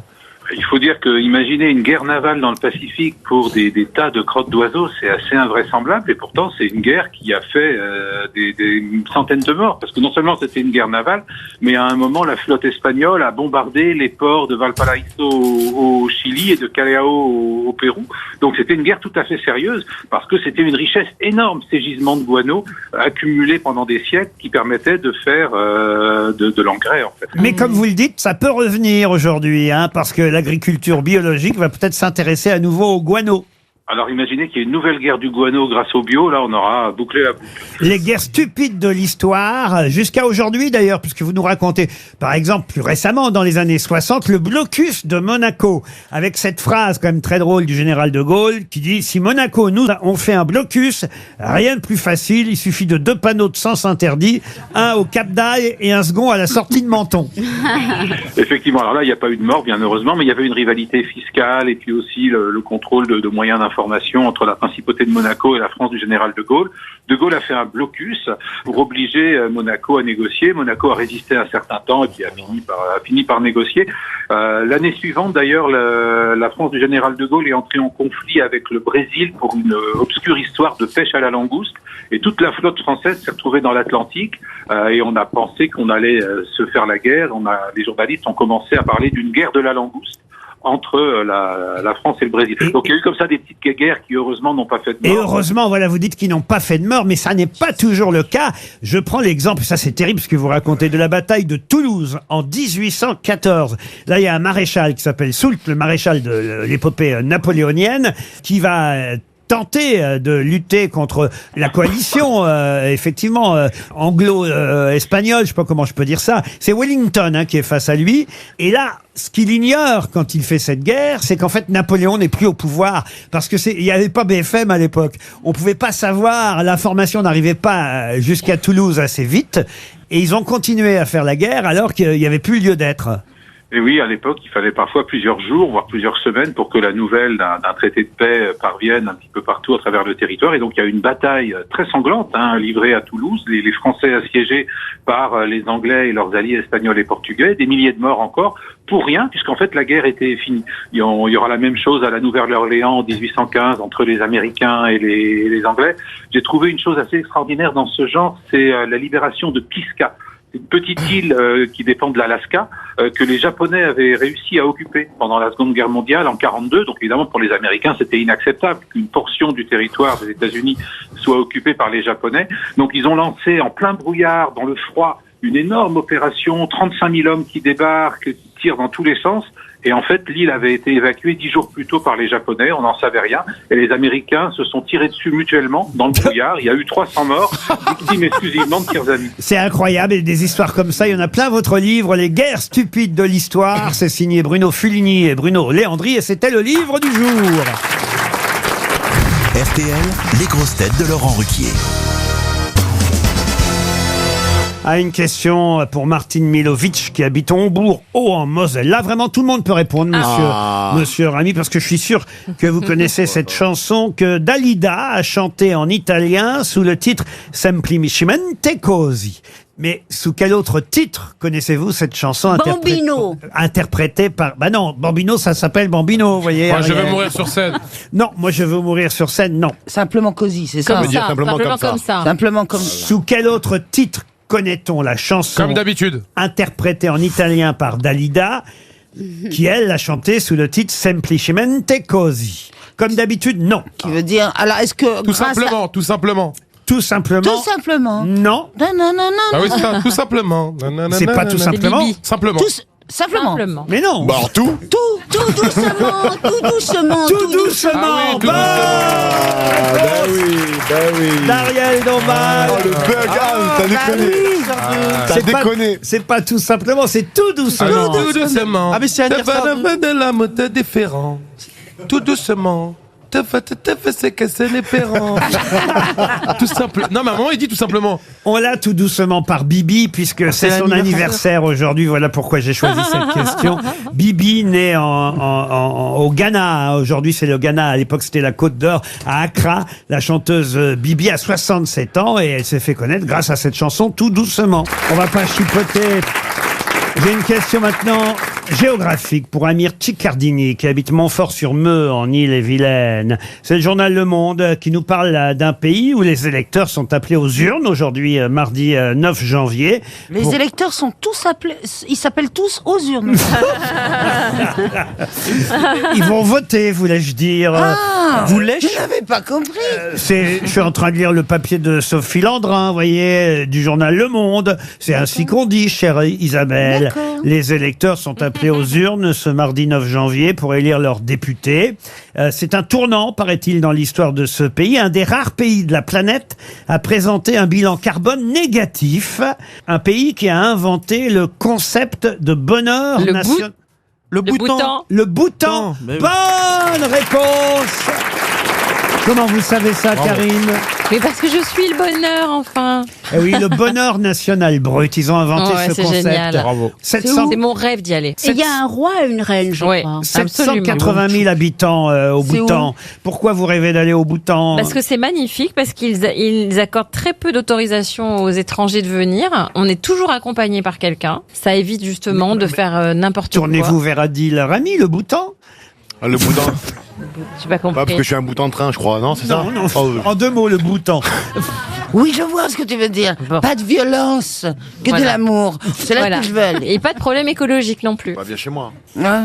Oh non, non, pas de caméra non plus. Je voudrais être loin des feux de la rampe. Bon, pourtant, vous passez bien à l'écran quand même. Ah, je déteste. Oui, mais je déteste. Enfin, non, mais je déteste l'écran. Mais on voit le visage quand tu filmes, Adil, ou tu vois que les fesses? De qui? Bah, de la fille. Ben non, tu vois tout. Non, on va pas entrer dans les détails. Si, c'est intéressant. Ah bah si, mais c'est pas un. Ah oui. Il est pas rentré dans un détail, je peux te dire. Il y a des miroirs. Ah, mais tu fais comme les OnlyFans. Tu tiens la caméra en même temps que tu fais. Je sais pas, j'ai jamais été. Tu connais OnlyFans? Jamais ouais. été. Non, mais moi, je produis un documentaire sur les nouveaux comportements sexuels des Français. Mais ça s'essaye. Ah, j'ai pas suivi, moi. Tu suis les gens qui font de l'olifon? Alors, OnlyFans. Ah! Quelqu'un un coussin. Je croyais que c'était un instrument dans lequel Donc, tu suis des gens, Ouais. tu payes tous les mois pour les voir faire l'amour. C'est Claude Lelouch porno. Voilà. Il y en a qui mettent leurs pieds. Oui. Sur OnlyFans. Il y a des mecs qui achètent des photos de pieds 150 €. Comment ça? Eh ben, ils aiment les pieds. C'est des fétichistes. Ils aiment adorent les pieds, mais des célébrités. Voilà, ils aiment les pieds. Ils disent envoie-moi tes pieds, je te donne 150 €. Bon, la fille a dit oui, c'est des pieds. Je t'en fous. Philippe Croison, il a pas fait fortune. Au 18e siècle, il y avait un grand écrivain qui était fétichiste des pieds Bah oui. et qui s'appelait Nercia. Bah moi, il y a un mec qui m'a proposé de l'argent pour que je lui envoie mes culottes. C'est pas vrai. Si. Et alors? Et tu l'as fait? Bah non, j'en mets pas. Isabelle, il y a une nouvelle carrière qui s'ouvre à vous. Hein. Là, moi, je suis dépassée. Mais non, moi, je vous trouve encore fraîche, sexy. Non, mais je sais pas, non, je suis C'est juste pas le décolleté, fraîche. il faut pas le mettre sur l'épaule, il faut le mettre en face. Ça marche.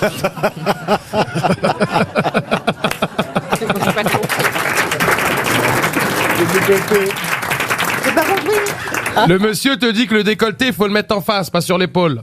Parce que là, vous décolletez l'épaule, vous devriez vous décolleter les seins. Voilà ce que vous conseille Az. Voilà. J'ai à peine des seins. Ah ouais. Vous êtes magnifique, Isabelle. Ouais, allez, ça va. Mais si. Non, allez, là, Mais- je suis une mauvaise humeur. Non, mais là. ce qui fait craquer les hommes, c'est surtout son amabilité, Ah oui.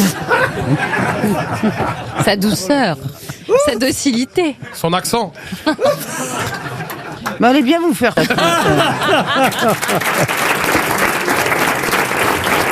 Laurent Ruquier et ses grosses têtes dans un instant sur RTL.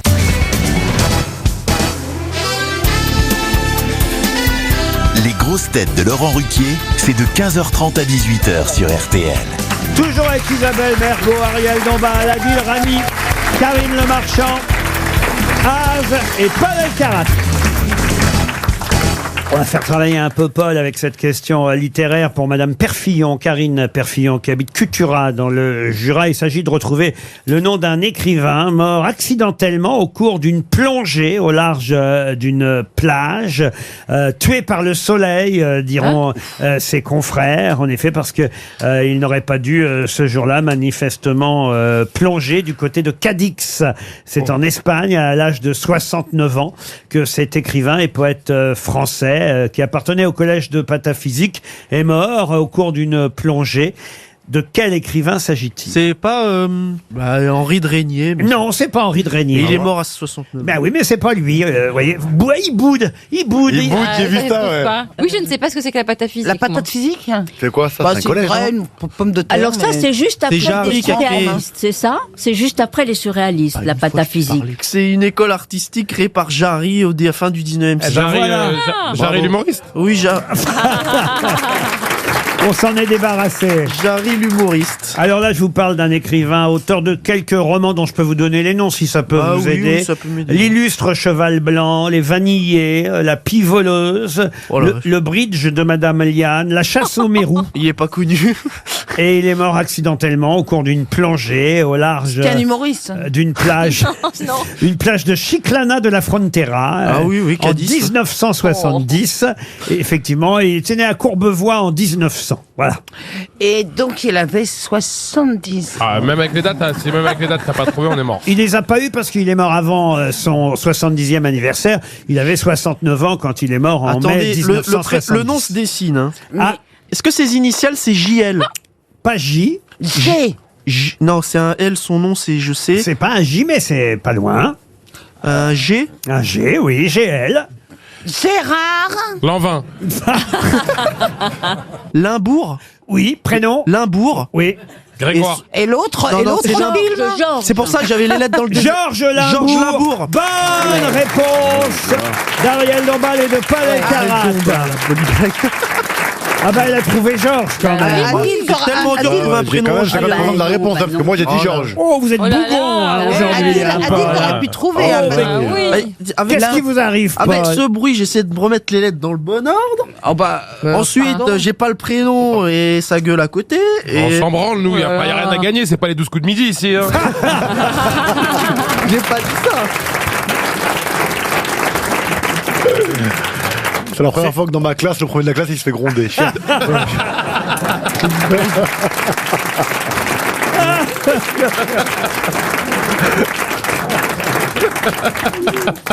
Ça ne risque pas de vous arriver. Mais là, j'aurais trop aimé voir mes professeurs regarder et écouter l'émission parce que, en fait, c'est comme une école, là. C'est comme dans une classe. Je reste le dernier, mais au moins, je me fais pas gronder. Tu vois, je peux dire ce que je veux.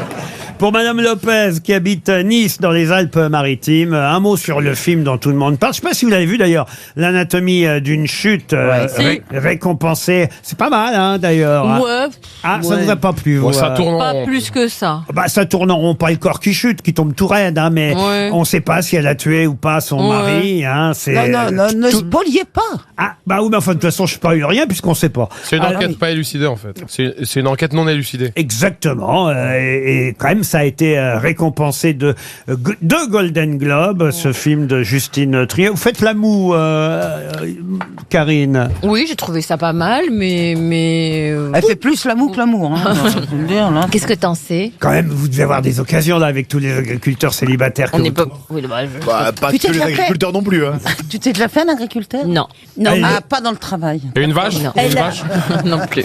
Elle le dirait pas, de toute façon. Ah si, je le dirais. Ah oui, nous le diriez. Ah bah oui, je le dirais. Mais alors, est-ce qu'il y en a un au moins qui vous a un peu fait Non. craquer? Non, mais... Mais je peux pas, c'est comme, je sais pas, c'est comme quand tu vas chez le psy, normalement tu couches pas avec ton psy. Je vais là-bas, ils C'est arrivé, c'est arrivé. Oui, Ça mais peut bon, devenir se un fait fantasme. pas. Non, mais là, ce sont des hommes et des femmes qui cherchent l'amour sincère, durable, avec quelqu'un qui va tout quitter pour aller dans leur ferme. Donc ça sert à rien de leur faire. Non, mais tu pourrais. C'est pas que ça sert à rien. C'est quand elle. Je vais pas tout quitter c'est ton Bah, cœur non. qui se. Là, tu parles avec ton cerveau. Bah oui, je suis. Mais tu veux pas lui Non. présenter un agriculteur, une copine, là? Non, non, moi, Qu'elle a l'air d'être trompée, hein. non, moi, je Elle a fait un film Ah, là-dessus. je vais je vous donner sur signale. l'agriculture. Je vous trouve très beau. Vous l'avez pas vu son film? Je vous Qui trouve était très bien beau. d'ailleurs. Non, franchement, j'ai pas vu. Avec Michel Blanc. Ah, c'est son meilleur Ah, il film. était formidable. Elle a eu C'est un vrai César pour ça. Bah oui, c'est votre meilleur film. Eh ben, je trouve pas. Oh, pff, Je l'aime beaucoup. Quand on fait un compliment, on se fait Ouais, encore c'est ça. engueuler ici. Ça, alors là, vraiment. Non, je l'aime bien. Je l'aime bien, mais je les aime tous. Mais j'aime. Voilà. Bah, peut-être vous pourriez donner votre film à Adil Rami, puis en échange, il vous donne les siens. On verra s'il doit un César. Les grosses têtes de Laurent Ruquier reviennent dans un instant sur RTL. Avec tout ça, j'ai pas posé ma question à propos de ce film, moi que j'ai bien aimé quand même. Il a quand même eu la Palme d'Or. Mais en revanche, il n'est pas sélectionné pour les Oscars. Non. C'est bizarre, normalement, quand t'es au Golden Globe, tu vas directement au. Bah non, Enfin, généralement. Non, parce que c'est un comité qui décide quel film sera représenté aux Oscars. Il peut avoir un Oscar, mais ce sera dans la catégorie du meilleur film étranger. Ce film est dans l'actualité à cause des 2 Golden Globes que Justine Triet vient d'obtenir, puisque c'est elle la réalisatrice. Donc, moi, je vous le conseille quand même, parce que franchement, il y a des millions de spectateurs à travers le monde qui le voient, ce film, et qui manifestement aiment bien Anatomie d'une chute. Bon, alors on parle souvent du couple, parce que c'est vrai que c'est l'histoire d'une femme accusée d'avoir peut-être poussé son mari, puisqu'il est tombé du chalet familial. Mais il y a l'avocat aussi dans ce film. Qui joue l'avocat? Quel est l'acteur qui joue l'avocat? Il est français. Ah oui, bah oui, il est français, oui. L'acteur qu'on connaît bien. C'est Michel Faux, non? Ah non, non, non, non, non. Mais Guillaume Canet? Non, il n'est pas très beau. Un jeune acteur français qui d'ailleurs, vous avez dit quoi? Non, j'ai dit. Pas très beau. Oui, il est pas très beau. Non, D'autant- mais il est très bon acteur. Bah oui, d'ailleurs, il avait déjà eu un César du meilleur jouait acteur. l'avocat. Et Oui. il avait déjà Boudère. eu. Bah, Ah, non. Boudère dans Anatomie d'une chute. Il fait des films un peu intello, bobo. Oui, et j'étais en train d'essayer de vous aider en vous disant qu'il avait obtenu déjà un César pour le film Petit Paysan. Oui. Ah, c'est Swan Arlo. Swan Oui. Arlo. Bonne réponse de Paul Elkarat. Bah voyez quand vous voulez, Paul. Il a un charme fou. Et c'est curieux que vous n'ayez pas vu ce film Petit Paysan. vous. C'est Si, j'ai vu. merveilleux ce Je l'ai vu. Très beau. merveilleux. Oui, il a joué aussi l'amant de Marguerite Duras. Ah ouais? Non, non. Non. Il était pas né. Non, il a joué dernièrement. Ah, Oui, quoi oui. Ou au En fait, théâtre. t'as une voix qui rend tout intelligent, mais c'est bête ce que tu dis. Non.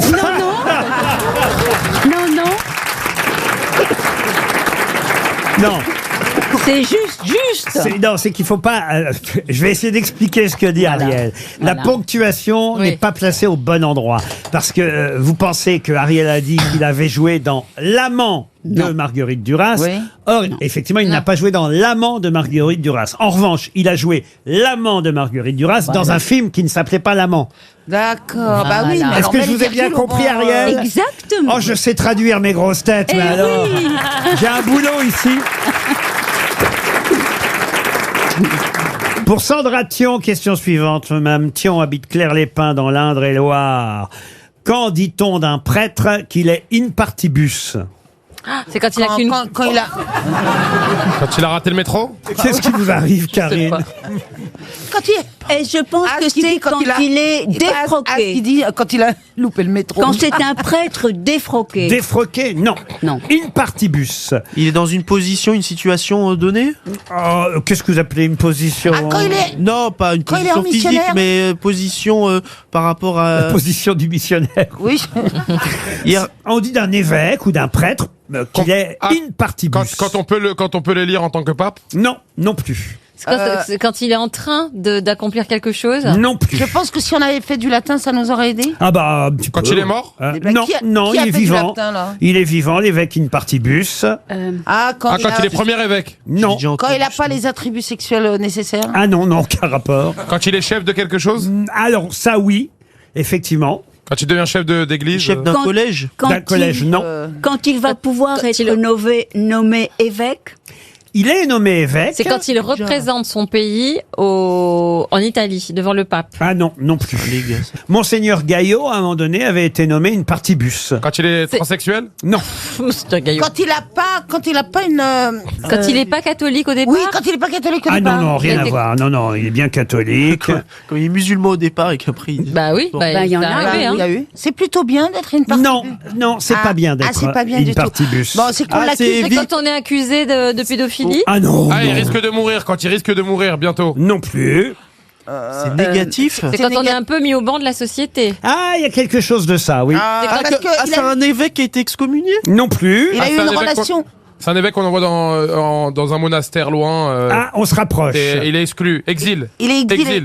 Exil d'évêque. Non, il n'est pas exilé. Mais on lui dit quand Il est même mis de au placard. partir un peu. Ah, hein. Il est envoyé dans un autre pays, il est genre muté, quoi. il est muté, ouais, à l'étranger, tu vois. Parce qu'il a fait une bourde. Il n'a plus le droit de Il a perdu son faire la évêché. messe. La casier judiciaire. Il a perdu son évêché, on l'envoie C'est un évêque qu'on met à l'isolement. ailleurs. Pas à l'isolement, Non, mais... mais enfin qu'on exile quoi. Enfin, on le sort de là où il était évêché. Voilà, Il a on lui un peu comme- retire. Parce qu'il est accusé de quelque chose. Non, il est accusé de rien. Ah non, il est trop. Ouais, il est. Hérésie. Il sucre un peu Il des est fraises. exilé par Il est trop rapport vieux à ses prises de Ah, c'est un évêque position. qu'on met dans une abbaye tout seul. Non, non.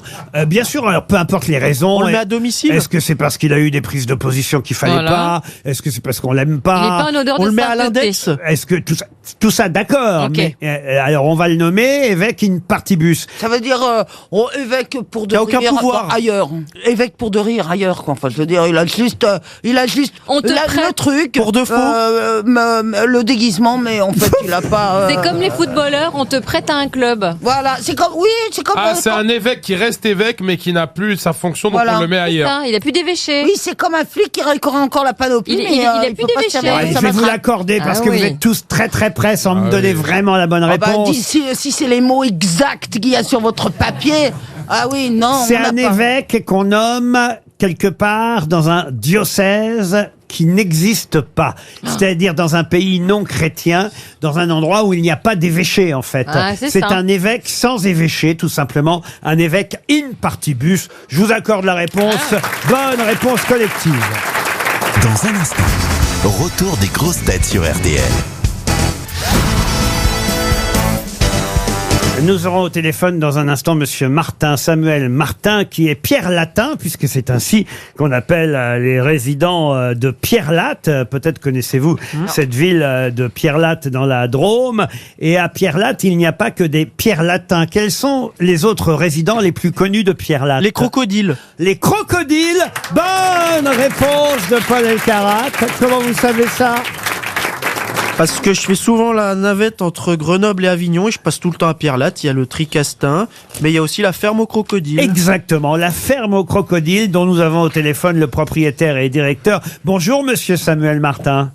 Bonjour. Je disais que vous étiez Pierre-Latin. Elle est à Pierre-Latte même, la ferme aux crocodiles? Oui, alors elle est un peu excentrée parce que c'est un équipement, c'est 1 hectare de serre. Plus des réserves foncières, donc elle est en limite de Pierre-Latte, mais elle est à Pierre-Latte même. Mais combien il y a de crocodiles à Pierre-Latte alors? Alors on a plus de 300 crocodiles, une dizaine d'espèces différentes, avec des gros, des petits, des hauts nez pointus, voilà, il y a 26 espèces de crocodiliens dans le monde, la plupart sont menacées, et nous on collectionne et on présente au public l'essentiel des espèces les plus menacées. Donc il y a beaucoup de bébés crocodiles et vous Qu'est-ce qu'elle va dire? Mais qu'est-ce qu'elle va dire? Non, les espèces disparues. Généralement, c'est comme ça qu'elle l'accoste. Ah ben, bravo. Non, ils font en sorte qu'il y ait des espèces disparues qui ne disparaissent pas, justement, par la reproduction en ferme. Tout à fait. Alors après, chez les crocodiliens, c'est pas forcément toujours évident parce que on intervient dans des pays où les gens vont à la rivière pour faire leur vaisselle, pêche, voilà. Donc il y a des conflits. Alors on voit chez nous les conflits qu'il peut y avoir entre l'ours et les éleveurs, ou le loup et les éleveurs, les chasseurs, enfin bref. Oui. Dans ces pays-là, c'est pas simple. Oui, rassurez-moi, quand même à Pierre-Latte, ils sont pas dans la nature. Vous les avez mis dans une ferme. Non, alors on avec des enclos. On a le Rhône qui est pas très loin. Peut-être qu'avec le réchauffement climatique, dans quelques années, ça fera un habitat intéressant pour eux. Mais pour l'instant, ils sont dans une serre chauffée. Ils sont des animaux tropicaux. Et on a fait une réserve tropicale pour eux. C'est ouvert toute l'année, la ferme aux crocodiles? Alors c'est ouvert toute l'année, sauf que là vous nous appelez la veille de la fermeture, notre micro-fermeture annuelle. On ferme 15 jours, on rouvre le 24 janvier. Ça va, 15 jours, oui. Et oui. À partir du 24 janvier, on peut revenir à la ferme aux crocodiles. Exactement. Et qu'est-ce qu'on y voit? Des crocodiles. Alors, des crocodiles. Non, ce que je veux dire, on leur donne à manger ou c'est juste pour regarder les crocodiles, parce que c'est assez inintéressant. Ça dort beaucoup quand même. C'est vrai que vous soulevez un point, c'est que les crocodiles sont assez immobiles. Alors en fait, nous, ce qu'on propose, c'est une balade dans une réserve tropicale de 2 heures, 2 heures et demie. Donc il y a 300 crocodiles, mais il y a aussi des tortues géantes, des iguanes, des serpents. Donc ça a l'air génial. Et donc ça va au-delà des crocodiles. Crocodiles, c'est les stars. L'intérêt aussi, c'est d'assister au repas des crocodiles. Alors, tout à fait. Le repas des crocodiles, c'est uniquement... s'il y a des visiteurs. Voilà. C'est des belles-mères récalcitrantes, des mauvais élèves. Rapproche-toi pour la photo. Non, mais écoutez, moi, j'ai tourné un film qui s'appelle Crocodile Dundee, d'un Australien, et j'étais... Ah bon, vous étiez dans Crocodile Dundee, vous? Oui, et alors, j'étais... en Afrique du Sud, et j'ai visité. C'est pas un Indien dans la ville que vous avez joué? Non, et j'ai été donc en contact avec des fermes de crocodiles. Mais tu faisais quoi dans le film, le crocodile? Non, alors à la fin, je devais être mangée par le crocodile et jeté dans un pound. Pas assez à bouffer. Mais pas de bol, le croco. Non, mais j'ai vu qu'il y a beaucoup de fermes de crocodiles, contrairement à celles de monsieur, qui sont parce que le crocodile. C'est pour le commerce de sa peau. C'est en tout cas sûrement en France l'endroit où il y a le plus de crocodiles. C'est chez vous. Oui, alors, sans aucun doute, même en Europe. Même en Europe. Même en Europe. Sur 1 hectare, on a le temps, on a de la place pour en mettre. Et puis on a en été, on a une zone de 5000 mètres carrés à l'extérieur aussi. Où ils peuvent aller se dorer la pilule au soleil. Le caïman à lunettes, il est sympa, le caïman à lunettes? Alors le caïman à lunettes, il est petit mais teigneux. ouais, c'est pas une grosse espèce et c'est une espèce un peu vive. Il faut s'en méfier. J'ai l'impression qu'ils sont tous un peu teigneux, de toute façon. Mais en Afrique du Sud, j'ai vu des crocodiles qui restaient 24 heures la bouche ouverte comme ça et rien ne se passait. Est-ce que vous savez pourquoi? Moi j'ai la réponse. Ça, mais parce que vous étiez là, ils étaient béats. Bouche bée. Pourquoi ils sont la bouche ouverte, monsieur Rami? Ils ont la bouche ouverte tout simplement pour ventiler. Refroidir le cerveau. Ouais, non, il a raison. Il a l'air. Il a l'air con comme ça. Mais j'ai pas osé le dire, mais. La ferme aux crocodiles, c'est combien l'entrée? Vous pouvez nous dire à partir de dans 15 jours, puisque ça rouvre dans 15 jours. C'est 19,50 € pour les adultes. Pour les enfants, j'ai oublié. Moi, les miens sont grands. Ils sont déjà considérés comme des adultes. Et vous êtes combien à travailler avec tous ces crocodiles? Alors, on est 25 toute l'année. Et en effet, ça monte jusqu'à 50. Et vous avez tous vos membres encore, tous? Il me manque même pas un doigt. Non. Alors après, je baisserai pas mon pantalon, mais tout est là. Et est-ce que votre hymne, l'hymne de la ferme aux crocodiles, c'est cette chanson? Pour les crocodiles du Nil, et puis après, on a d'autres origines. Il y en a qui viennent du Népal, il y en a qui viennent d'Indonésie, de Bornéo, il y en a qui viennent. Et est-ce que vous avez un code promo avec Lacoste ou rien à voir? Et non, j'ai pas de code promo avec Lacoste. On avait imaginé à une époque faire des choses ensemble, mais parce qu'Ariel sont pas. Ariel aimerait bien que vous lui envoyiez 2 sacs à main si c'est possible. Non, justement pas. J'adore les crocodiles et ils ont ces yeux jaunes incroyables et ils ont une pupille verticale. Elle a trop lu Catherine Pancol. Tout à fait. Ils ont une pupille verticale. C'est les seuls qui ont ça. Parce que c'est parce qu'ils ont rencontré un copain de David Bowie. La pupille dilatée. Et la pupille dilatée. Ouais, mais alors en fait, c'est comme David Bowie, c'est parce qu'ils vivent essentiellement la nuit.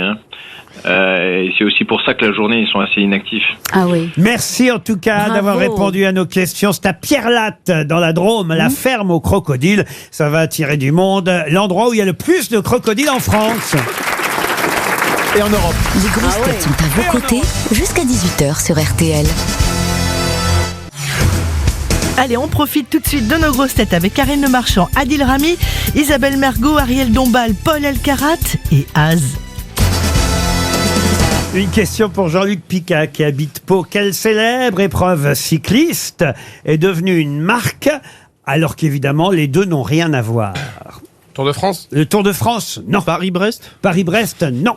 Ah, c'est pas bête, Paris-Brest, ça aurait pu. Mais c'est une pâtisserie. C'est pas une marque, c'est une pâtisserie. Et puis surtout, est-ce que c'est une course cycliste, Oui. Paris-Brest? Oui. Une marque? Une marque. Quelle célèbre C'est course cycliste? Pardon? C'est deux villes. Ah, est-ce que c'est une course entre deux villes? Oui, voilà, désolé, il manquait quelques mots dans ma phrase. C'est pas facile parfois de vous suivre, mais non, ce n'est pas deux villes. Alors c'est une marque de céleri? Non, du tout. Marque de chaussures peut-être? Non plus. Et effectivement, c'est un nom commun et un nom propre. Le nom commun désigne bien une course cycliste, ça c'est dans le dictionnaire. Et le nom propre, qu'on croit parfois être aussi un nom commun, lui, n'est pas dans le dictionnaire parce que c'est une marque. En fait, on cherche le nom d'une course. Est-ce que c'est qui est devenue une marque, mais Laurent nous dit que c'est aussi un nom propre et un nom commun. Donc, c'est-à-dire qu'en fait, ça peut être un prénom, donc ça aurait pu être le Tour de Patrick. Monsieur Ruquier, mais c'est pas un prénom du tout. Monsieur Où se passe cette course? Ah, il peut se passer dans différents endroits, car si vous allez dans le dictionnaire, effectivement, on va vous dire c'est une course cycliste, mais qui peut avoir lieu, cette course cycliste, à différents endroits. D'ailleurs, est-ce que c'est je dis cycliste, parfois ce n'est pas seulement cycliste, ça peut être simplement sportif. Je sais ce que c'est. Mais on va dire que c'est essentiellement cycliste. Je sais ce que c'est, mais le créateur d'une de ces fameuses courses, c'est Georges Cazeneuve. Alors allez-y. C'est le Critérium. Bonne réponse de Paul Elkarat. Mais ça peut être aussi avec les chevaux, le Critérium. Oui, mais c'est essentiellement cycliste. Le Dauphiné. Et effectivement, un critérium, qu'est-ce que c'est un critérium? C'est un crayon de papier. Un crayon de papier, mais ça, c'est une marque. Ça me connaît avec des poissons, moi, j'étais loin. Il y a une... Oh. J'ai même pas compris la question. Un critérium, vous voyez ce que c'est un critérium? Critérium, pour moi, c'est un musée de poissons. Après, je sais pas, comme vous voulez. Un aquarium. C'est le stylo, quand t'appuies comme ça, il y a la mine qui sort là. Ah ouais, que tu casses tout le temps après, d'accord, ok, j'ai capté. C'est ça un critérium. Wow. Mais c'est une marque, c'est pas un nom Oui, commun. c'est comme le chip, on dit passe-moi ton Chipex, mais Chipex c'est une Ah marque. oui, passe-moi ton Mont Blanc, quoi. Bic. Allemand, on dit passe-moi ton blanc correcteur. C'est d'ailleurs l'entreprise Conté, C-O-N-T-E, qui a créé cette marque, la marque Critérium, qui effectivement est un porte-mine. Voilà comment on peut dire ça, qui n'a rien à voir avec la course cycliste, qui elle est un nom propre et qui elle est dans le dictionnaire. Pour François Staveau, qui habite Strasbourg, qu'est-ce qu'il y a, monsieur Rami? Non, mais il est beau le mot Critérium, c'est beau. Pourquoi appeler ça un stylo, wesh? Oh bah ça y est, c'est reparti, il a dit. C'est les mauvais réflexes, ça dit, le grandi, merde. Ah, putain. Il pense à ses sextapes, encore. Mais n'importe quoi. Mais c'est pas moche, wesh. Moi, je comprends pas pourquoi c'est la honte de dire wesh. Bah si, c'est bah, la pas honte, très c'est chic. pas hein. très chic. C'est des enfants. Mais là, le mec qui a pas de vocabulaire. Il est ici, monsieur Rami, pour apprendre des choses, pour... Mais c'est aussi pour ramener sa touche. S'il a une bonne réponse à chaque fois et qu'il dit wesh, on est content, tu vois. Oh non, c'est pas ma touche, wesh. Non, il y a Un mauvais réflexe. C'est Ah, TikTok. voilà. C'est TikTok. Faut que j'arrête TikTok. Mais c'est pas grave, wesh. Vous êtes beaucoup sur TikTok? Quand je vais aux toilettes, oui. Je scroll comme tout le En monde. fait, il est tout le temps sur des écrans. Non, pas tout le temps. Ah. Mais Vous scrollez, vous, Isabelle? Je scrolle, non, pas tant que ça. Vous savez ce que ça veut dire? Non, du tout. Je le voyais bien, c'est pour ça que je vous posais la question. Vos filles scrollent, elles sont sur leur téléphone portable et elles passent d'une image à l'autre. Ah ouais. C'est ça, scroller, vous voyez. Bah moi je préfère les... Moi, je suis addict au scroll. Ah oui, Ouais. Je scrolle des sauvetages d'animaux. C'est vrai, Oui. je te vois tout le temps liké par Ariel Dombal, tous les trucs des petits chats, les petits machins, les petits trucs mignons. Non, tout ce et qui les est sauvé sauvetages. Ouais, c'est dans vrai. la nature. Moi, ça me touche. J'ai une vraie addiction à C'est ça. vrai, moi j'adore. Un pauvre chien qui est au milieu d'une rivière et tout ça, les gentils gens qui essayent de le sauver et qui le sauvent. J'aime le Un sauvetage des footballeur animaux. au milieu des grosses têtes. Pour François Staveau, qui habite Strasbourg, une question historique, puisque c'est une phrase célèbre, et je vous demande qui l'a prononcé cette phrase. C'est pour donner un peu de biscuit à notre petit Polo, quand même, de temps en temps. Il faut bien des questions auxquelles il va répondre rapidement. Qui a dit: quand la France aura fait entendre sa voix souveraine, croyez-le bien, messieurs, il faudra, et c'est ça la phrase la plus célèbre, il faudra se soumettre ou se démettre. Qui a prononcé cette phrase? On dirait que c'est L'abbé Pierre. du Victor Hugo, non? Ah, c'est pas du Victor Hugo. C'est non. du politique, ça. Ah, c'est du politique. Bien sûr. Il faudra se soumettre ou se démettre. Mais dans Vous toute avez situation. dit Talleyrand. Talleyrand, non. C'est pas ça. De vrai. Ah, Michel Debré, vous Oui. connaissez Michel Ah Debré? oui, c'était le premier ministre en France. De De Gaulle. Oui, premier ministre. Sous la 5e République, vous Voilà. voulez dire. Oui, c'est le premier ministre de la 5e République. Ouais, je Michel vous aide Debré. un peu. Oui c'est ça. Non, il le sait. Dans les années 50. 58, ouais. 58, la Constitution. Ouais. ouais, Donc ouais. c'est dans les années Et 50, donc, 58. Vous révisez maintenant avant de venir, Non. vous? Wesh. Wesh. Là, on cherche quoi? Un commandant des Il armées? faudra se soumettre ou se démettre. Ouais, on cherche un commandant des armées. Leclerc. Quand la France aura fait entendre sa voix souveraine, croyez-le bien, messieurs, il faudra se soumettre ou se démettre. Ça, c'est la France quand ils ont signé l'armistice. Ça- Napoléon. Non, ça a été prononcé à Lille, pour tout vous dire. De Gaulle. De Gaulle, non. Martine Aubry. Jacques Delors. 20e. Au 19e siècle. C'est-à-dire Je 1800. peux même vous donner l'année en 1877. C'est un mec, il a un métro ou un truc? Ah oui, ça, si vous voulez trouver les stations de métro, ça peut vous aider, monsieur Haas. Aragon? Il y a une station à Aragon? Bien sûr, Villeflux Aragon. Mais enfin, Bien sûr que si, Villeflux Aragon. Il faut trouver quoi, un métro? Ah, Louis Aragon. enfin, je suis pas sûr qu'Aragon en Pas le vaillant couturier? en 1877 ait dit beaucoup de choses, vous voyez. D'Enfer Rochereau. D'Enfer Rochereau, non. Richard Lenoir. Raspail. Non. Bon, bah écoutez, là, ça y est, on est parti dans le C'est métro. quoi? C'est un commandant des armées? Oui, ça a été un président du Conseil des Raymond ministres, Poincaré. un ministre des Affaires étrangères, un ministre de l'Intérieur. On a autant de fonctions importantes. Ferry. Non, il est mort jeune. Il est mort 1 an après avoir quitté la tête du mais je gouvernement. sais qui c'est Léon Gambetta. Et ben voilà, j'avais envie de vous le dire. Tiens, Gambetta. Bonne réponse de Paul Elkarat. C'est Léon Gambetta. Ne bougez pas. Laurent Ruquier et les grosses têtes reviennent dans un instant sur RTL. RTL, c'est l'heure de l'invité du jour. L'invité du jour, c'est un romancier qui chaque année fait un succès parce qu'on attend son livre de l'année avec impatience. Et cette année, ça s'appelle Un soir d'été. C'est publié chez Julliard. C'est un écrivain dont les œuvres sont d'ailleurs assez régulièrement adaptées ou pour le cinéma ou pour la télévision. Je vous demande d'accueillir Philippe Besson comme invité du jour. Magnifique. Philippe Besson qui nous raconte une histoire d'amitié, de disparition sur l'île de Ré dans les années 1980. Bienvenue Philippe Besson. Merci Laurent. Et c'est un bon Besson, parce que parfois, moi, il y a des livres de Besson que j'aime mieux que les autres. Et celui-là, ça va. Ah, celui-là, je l'aime beaucoup. Bon. Celui-là, je l'aime beaucoup. Je l'ai lu d'une traite, peut-être aussi parce que, et finalement, oui, j'avais 18 ans dans les années 80. Ouais. Et vous aussi, d'ailleurs, alors? Ben oui, je suis né en 67, donc j'ai eu 18 ans en 85, vraiment. Et ben voilà. Et c'est donc une histoire vraie, cette histoire de disparition qui manifestement vous a tenu à cœur pour en faire un roman aujourd'hui. Et vous racontez au départ du livre, c'est qu'en croisant quelqu'un dans la rue, dans une ville où vous habitez maintenant, que vous êtes dit, tiens, ça pourrait être ce fameux garçon qui a disparu pendant l'été 85. Bah oui, parce que ce jeune homme que je rencontre effectivement dans l'été 85 est déjà en lui-même assez mystérieux, énigmatique, avec qui je vais nouer assez rapidement une amitié qui va se joindre à notre petite bande de l'été dans l'île de Ré, va disparaître comme ça, le temps d'une chanson dans une boîte de nuit, et puis on n'aura plus jamais de nouvelles. Alors on est hanté pendant longtemps par cette idée de qu'est-il devenu, que lui est-il arrivé. On a envie de croire qu'il pourrait être encore vivant. Moi je suis fasciné par ça, les disparitions inquiétantes, l'idée que tout d'un coup quelqu'un se volatilise sans explication, sans jamais réapparaître. Et donc, voilà, on traque des fantômes. On se dit, tiens, est-ce que ça pourrait être lui? Et puis, c'est jamais vraiment lui. Mais du coup, ça m'a ramené à cette époque de ma jeunesse, à mes 18 ans, dans l'île de Ré, à ces fameuses années 80. Je prends un extrait du livre, même si c'est sur la fin, ça ne dévoilera rien. Nous étions 5 garçons et une fille, insouciants, frivoles, joyeux, dans un été de tous les possibles. Pourquoi a-t-il fallu que l'un d'entre nous disparaisse? De toute façon, on sait dès le départ du livre que quelqu'un va disparaître. D'ailleurs, on ne sait pas tout de suite lequel, même si, évidemment, on joue à essayer de deviner, et c'est aussi ça qui est intéressant. Puis, très vite, on va le savoir. Mais il y a l'ambiance des vacances aussi, que vous savez particulièrement décrire.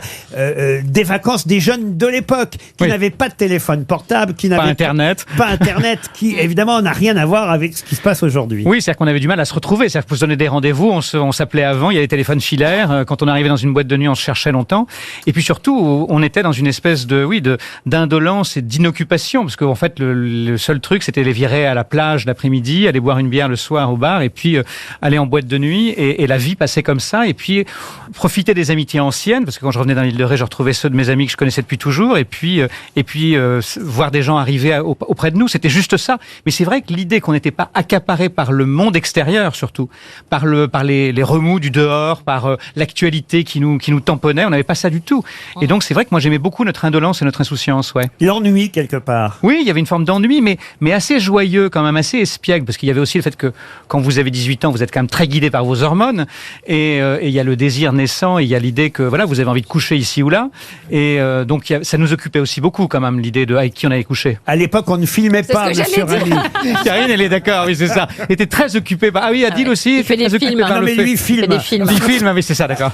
À l'époque, on ne pouvait pas filmer. Non, mais maintenant, oui. Avec son téléphone portable. Et d'ailleurs, une disparition, ça ne donnait pas la même chose qu'aujourd'hui, parce qu'aujourd'hui, il y a les chaînes info, et effectivement, la disparition, on va en entendre parler pendant des jours et des jours, alors qu'à l'époque, au bout de 2 jours, 3 jours, c'était fini. Ouais, ça passait assez inaperçu, c'est ça qui était étrange, parce qu'aujourd'hui, oui, ça serait en boucle sur les réseaux sociaux, on aurait toutes les théories du complot possibles et imaginables, on aurait les chaînes info en breaking news tout le temps, et à l'époque, non, c'est rien, c'est juste un jeune homme qui disparaît, et puis on émet des hypothèses, parce que c'est ça, quand même, quoi qu'il arrive, mais on les émet entre nous. C'est-à-dire, on se dit, est-ce qu'il a eu un accident? Est-ce qu'il a fait une mauvaise rencontre? Est-ce qu'il s'est suicidé? Est-ce qu'il a décidé de fuguer?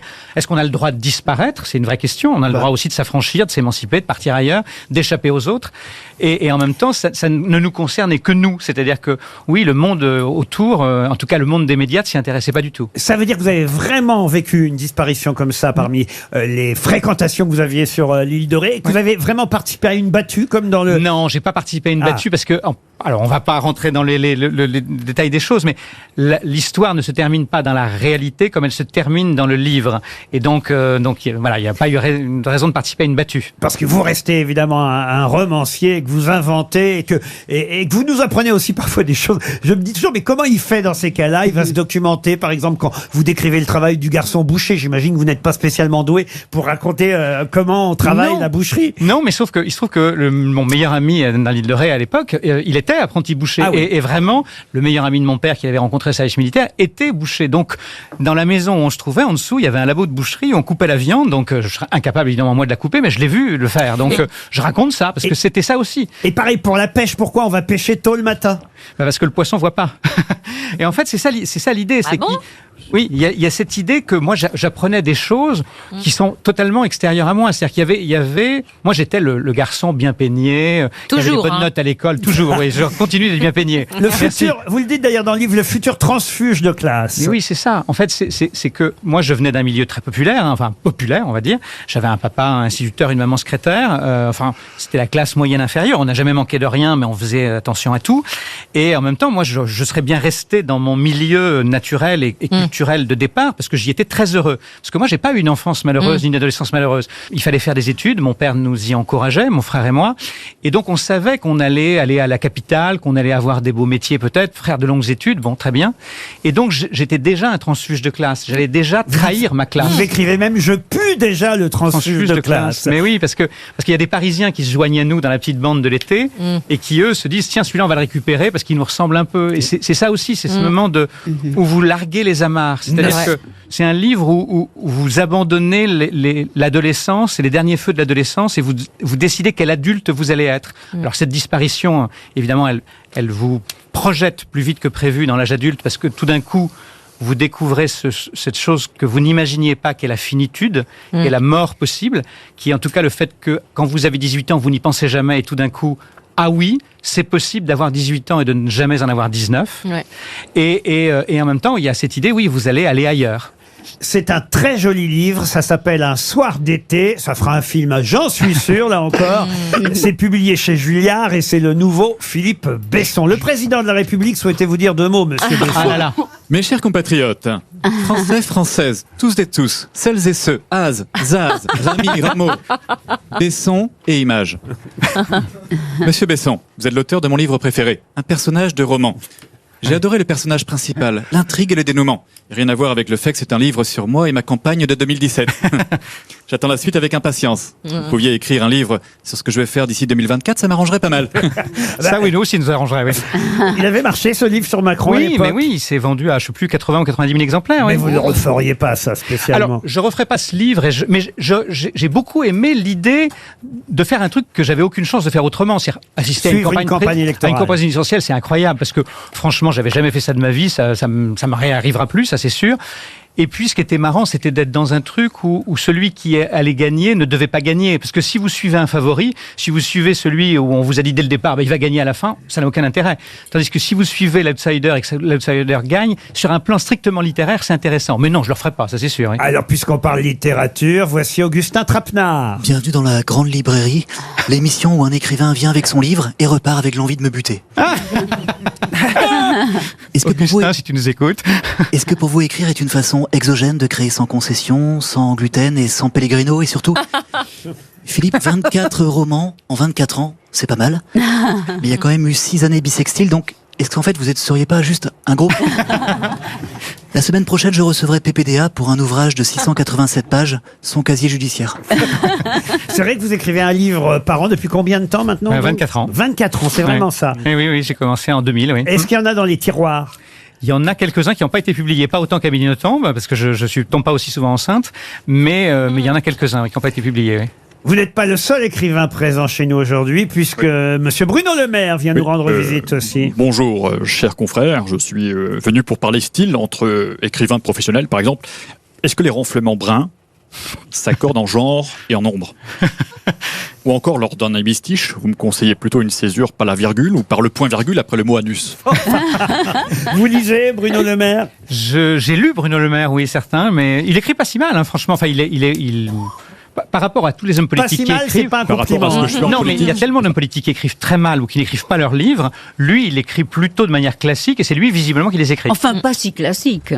Michel Simès, le docteur Simès, a 2 mots à vous dire. Oui, bonjour à tous. Alors, quand je lis la bibliographie de Philippe Besson, se résoudre aux adieux, les jours fragiles, une bonne raison de se tuer. Je voudrais donc rappeler un numéro vert, le 3114, la ligne de prévention suicide.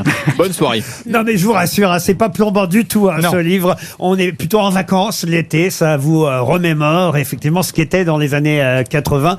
5-6 copains qui sortent ensemble et qui essaient de trouver des moyens de distraction, sauf que vous réussissez à glisser là-dedans un fait divers que manifestement vous avez vécu. Ça s'appelle Un soir d'été, c'est chez Julliard, c'est le nouveau Philippe Besson. Et Philippe Besson, dans un instant, pour la première fois de sa vie, va animer la valise RTL.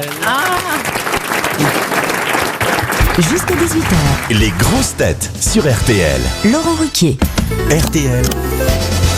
La valise. La valise RTL, c'est un numéro de 1 à 20 qu'il va falloir me donner pour commencer, Philippe Besson. 2. Le 2. Alors je vous explique, vous allez appeler Marie-Claire Nicolas, elle habite dans la Sarthe. Alors voilà, vous vous présentez, vous expliquez dans quelle situation vous êtes ici à RTL, c'est-à-dire entouré. Et puis il faudra lui poser la question fatidique. Quel est le contenu de la valise? Ça va sonner chez Marie-Claire Nicolas. Je vous laisse faire. Hein. C'est le principe maintenant aux grosses têtes. Première sonnerie. Je peux compter les sonneries pour vous, ça. Je peux encore faire ça. Troisième sonnerie. C'est rare que ça réponde du premier coup. Ah oui? Bah, je trouve. Ça arrive. Bonjour. Non. Un autre numéro, Monsieur Besson. De 1 à 20, un autre numéro. Pardon. 4. Il s'était endormi, dites donc.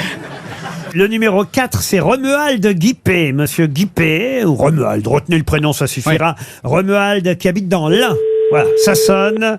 Romuald dans l'Ain, à Saint-Jean-sur-Ressouze, précisément. Non, mais l'Ain, je suis pas sûr. L'Ain, c'est un département. Non, mais parce que moi, j'aime bien les plaques. Allô. Bonjour Romuald. 01 02. C'est Philippe Besson à l'appareil. Vous me connaissez sans doute pas, mais moi, il se trouve que je suis aux grosses têtes à RTL en ce moment et que je vous appelle. Vous savez peut-être pourquoi, non? Oui. Ah, bah c'est bien. Alors avant que je vous pose la question fatidique, c'est où l'endroit où vous habitez dans l'Ain? Comment ça s'appelle? Saint-Jean-sur-Ressouze. Et c'est quoi la ville à côté? Morvel. Bon. Ça va. Et à côté encore? Là, vous m'aidez bien, non, c'est sûr. Et sinon, quelque chose qu'on connaîtrait, par exemple? Par rapport à New York. 30 km entre Mâcon et Bourg-en-Bresse. Voilà, ça y est, on y est. Bon. Alors, Philippe Besson va vous poser la question fatidique, Romuald. Quel est le contenu, Romuald, de la valise RTL? Je pense avoir la somme, mais après pour le reste, je les ai pas. Aïe. Il y a que 2 choses pourtant dans la valise. Tentez au hasard. Qui avait mis 1299 €, je crois. Exact. Oui. Mais j'ai pas noté le reste, j'ai pas eu le temps d'écouter. Aïe. Quand même, non? Tentez 2 objets au hasard, on sait jamais. Non, c'est pas possible. Non, je pourrais pas deviner. Il y avait un casque hi-fi de la marque Focal. Ah, zut. Et un séjour dans une résidence Noémis en France. Vous auriez pu trouver, hein. C'est ce qu'on va faire. On va vous offrir, si Philippe Besson est d'accord, son livre à Philippe Besson. Avec plaisir. Un soir d'été, c'est son dernier roman publié chez Julliard. Il y a un livre pour vous et un autre qu'on met aussi, attention, ça ce sera pour les prochains auditeurs. Un autre livre, ça fait 2 ventes en moins, hein, tant pis Philippe Besson. Un autre livre qu'on glisse dans la valise RTL. Un soir d'été, le nouveau Philippe Besson est désormais dans la valise. Faites quoi dans la vie? Je suis technicien informatique et bureautique. Bon, j'espère que vous continuez quand même à nous écouter. Ah oui, volontiers. Bah, souvent en voiture, en fait. Comme je fais de l'itinérance, ça dépanne pas mal. On vous envoie le livre de Besson et une montre RTL. Vous Ah, avez l'air- magnifique. Je suis un grand lecteur, ça me fait beaucoup plaisir. Alors, parfait. c'est bien, vous Romuald, je vous félicite. vous connaissiez Philippe Besson, alors? Oui, faut pas personnellement, mais... Oui, Non. Mais là, vous allez adorer le livre, vous verrez. Vous serez transporté sur l'île de Ré dans les années 80 avec une ambiance mystérieuse autour d'une disparition, une ambiance d'amitié entre 5 ou 6 garçons et filles qui passent leurs vacances ensemble. Un soir d'été chez Julliard et le livre qu'on vient de glisser aussi dans la valise RTL. On va remercier Philippe Besson. Merci beaucoup. Remercier Marc-Antoine Lebré que vous retrouvez dans un instant chez Julien Cellier pour RTL. Bonsoir. Bonsoir Julien, justement.